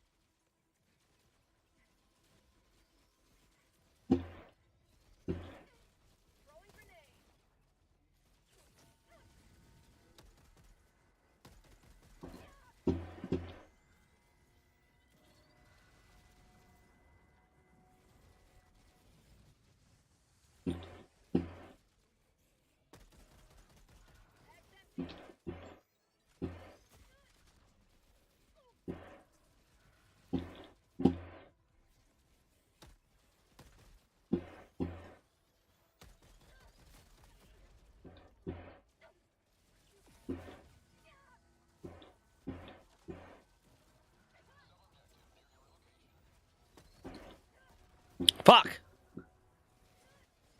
Okay, well, I'll be after this map. I'll be getting off, so I'll give you a call. Because the outpouring of love from fans, American McGee is making a new game. He's returned. Oh, I recognize the name. What does he make? Alice. What? The Gothic Dark Alice in Wonderland games. Oh, okay. Never played them. The machine gun's not working. Ugh. I'm just getting fucked up. Nice. I'm not that you being fucked up, but you know, got rid of the stingray. Yeah. No, it was me being fucked up. You know it. Sure. Alright, so we have the lab down there in the middle.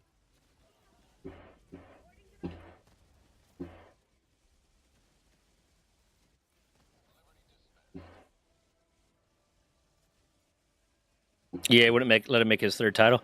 I mean, now there's so much support for indie devs and shit that, like, I guess it also matters, does EA have any hold on the trademark and the copyright and shit, so that can change it, unfortunately.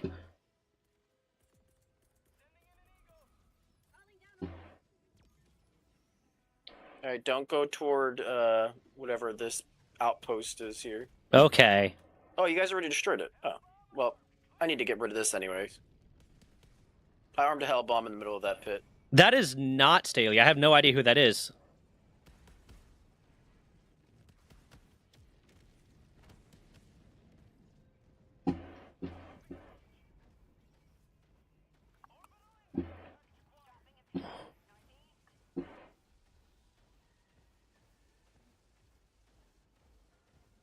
Ow.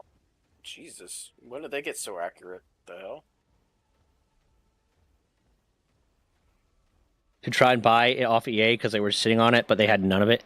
There is a level of, and here's the thing: is it'd be really tricky to implement right and for it not to get shady and blah blah blah.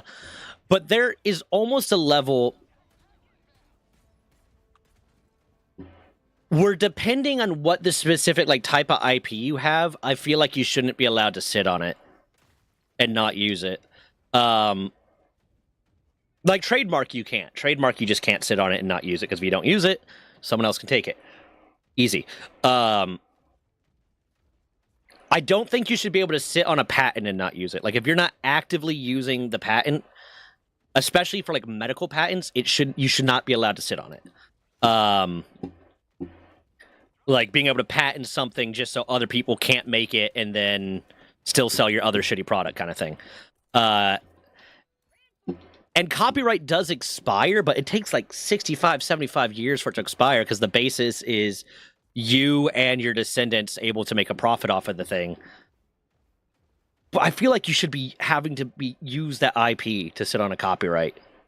But that's also like really situational, because it might just be like a lot of Tesla towers around my area. Yeah, they've been fucking me up. Because it's like a level though of like in situations like that, it's where I think of it, because then you have someone else who created something, but then someone else has a hold on the copyright because they published it or they funded it or whatnot, and now they're telling the other person they can't continue to use it. But at the same time, like if I created a product and I don't want it bastardized, but I'm happy with where the story ended and blah blah blah, I don't want people stealing it. I don't know. As a writer, Mask, how do you feel about the concept of use it or lose it copyright? Like if you're not using an IP, you lose it. You lose the copyright. I mean, I do also like the idea of like it's protecting you and your, I guess, your children for, you know, because that's what people want, a legacy, right? Yeah. Nowadays, though, it feels like people don't give a shit about anything.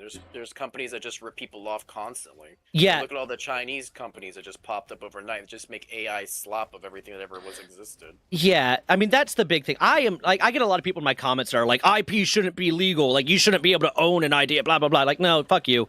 Just tell me you're uncreative without telling me you're uncreative. Tell me you've never made anything new in your life without telling me you've never made anything new in your life. But.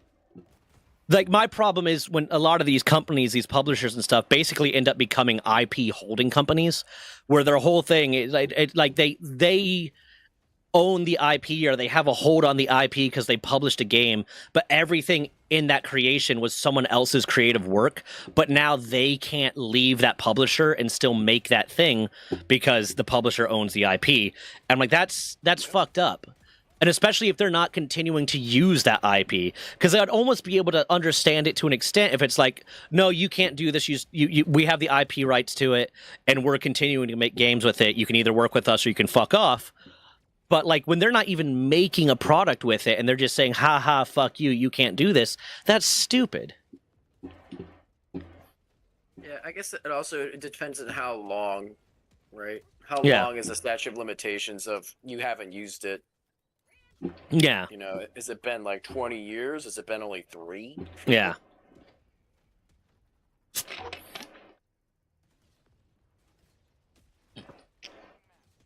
Because you also don't want people just like putting out slop to maintain the copyright too. Because they could do that. They could just like, no, we want to keep this copyright. We'll put $10,000 into developing this game, and then there you go. Here's a product. Yeah, I don't know who this Lauta person is. Text that to me on Discord, and I'll remember it. I got a few games in the list. Lauta? Is it like a German phrase? I have no idea. All right, we're out of here, folks.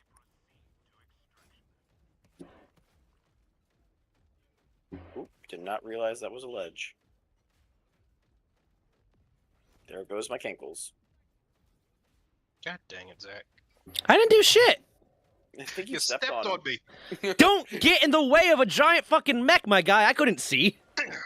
I ran around the corner and you just went stomp, stomp, stomp, stomp. I was playing in Your traffic. neck isn't that big.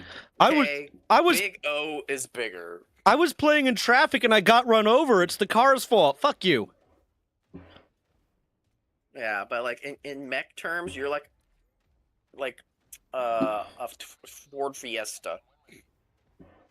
I'll fucking kill you, you son of a bitch. Did I find the most annoying car ever to describe? I can't even in my brain place what a Ford Fiesta looks like, but I know it's bad. I'd say honestly, no. He's more like the smart car. I think those are nicer than a Ford Fiesta. This mech is a smart car. Yeah, yeah. In the world of mechs, that thing is baby. And it's like a toddler toy. Oh my god. This mech is a Bradley assault I had vehicle. no stims. I'm just laying on the ground looking at him like, oh, this is my death. This mech is a Bradley assault vehicle. It seems like it should do more, but it really doesn't.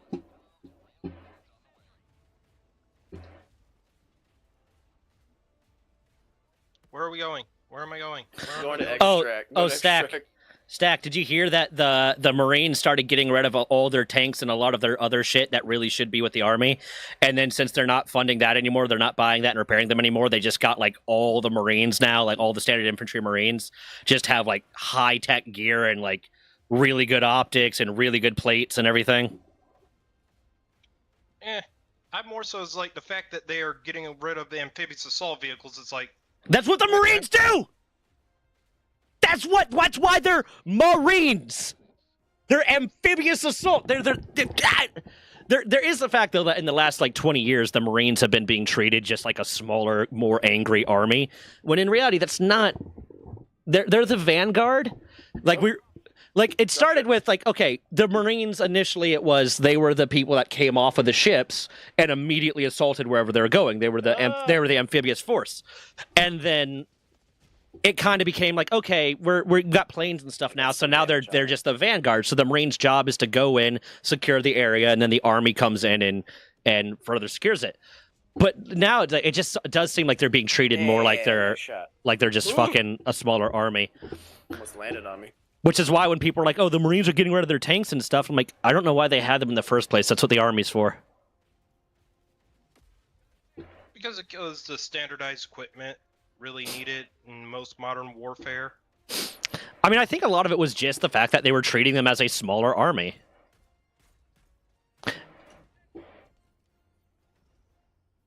Aren't they just the frog version of the army, though? They're amphibious assault people. That's what they do. They're Navy soldiers. But the amphibious frogs. They're frogs, guys. The easiest way to everyone that's watching right now, the easiest way to piss off any Marine is to call them a Navy call them a soldier to begin with, they'll get furious. But you call them a Navy soldier, they will lose their goddamn minds, and it's great. And then we're like, we're fucking our own things. Still Department of the Navy, buddy. Yeah, then you hoorah and run away. Oh god, there's an airstrike over here. What the hell? That just get premeditated. That just gave me a better one, Mask. You can walk up to them and say, "I love the Marines. Hoo-yah!" They'll get so fucking mad. Oh god. Hoo-yah's the Navy one.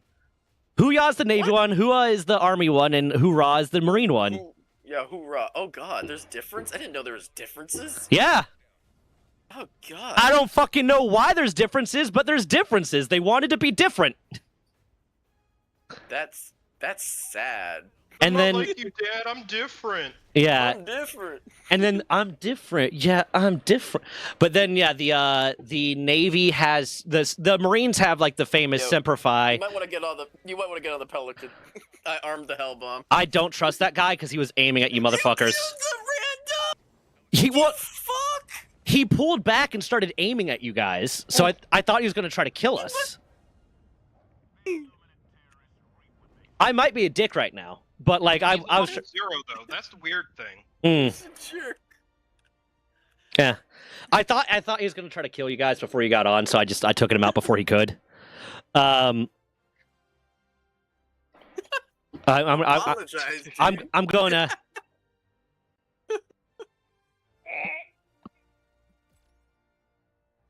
The dude did nothing. He did nothing. Like Magnus, he did nothing wrong. Oh my god. I'm gonna try to. I don't get the reference. I feel like I should, but it's Warhammer 40k reference. Ah. Oh god. The Emperor told his one son, "Don't do a damn thing," and his son instead ended up being like, "I'm gonna save the Imperium by fighting against you, Dad." So he quite literally did nothing wrong.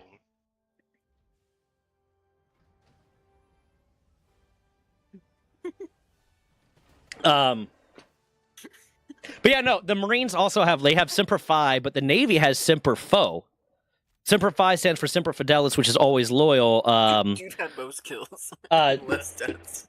Semper Foe is Semper Fortis, which is always strong. Always, always courageous, always strong. Yeah. Okay, I'm getting out of here, but you guys can continue to play with each other. I'm probably gonna head out too so I can get some dinner. I'm starving.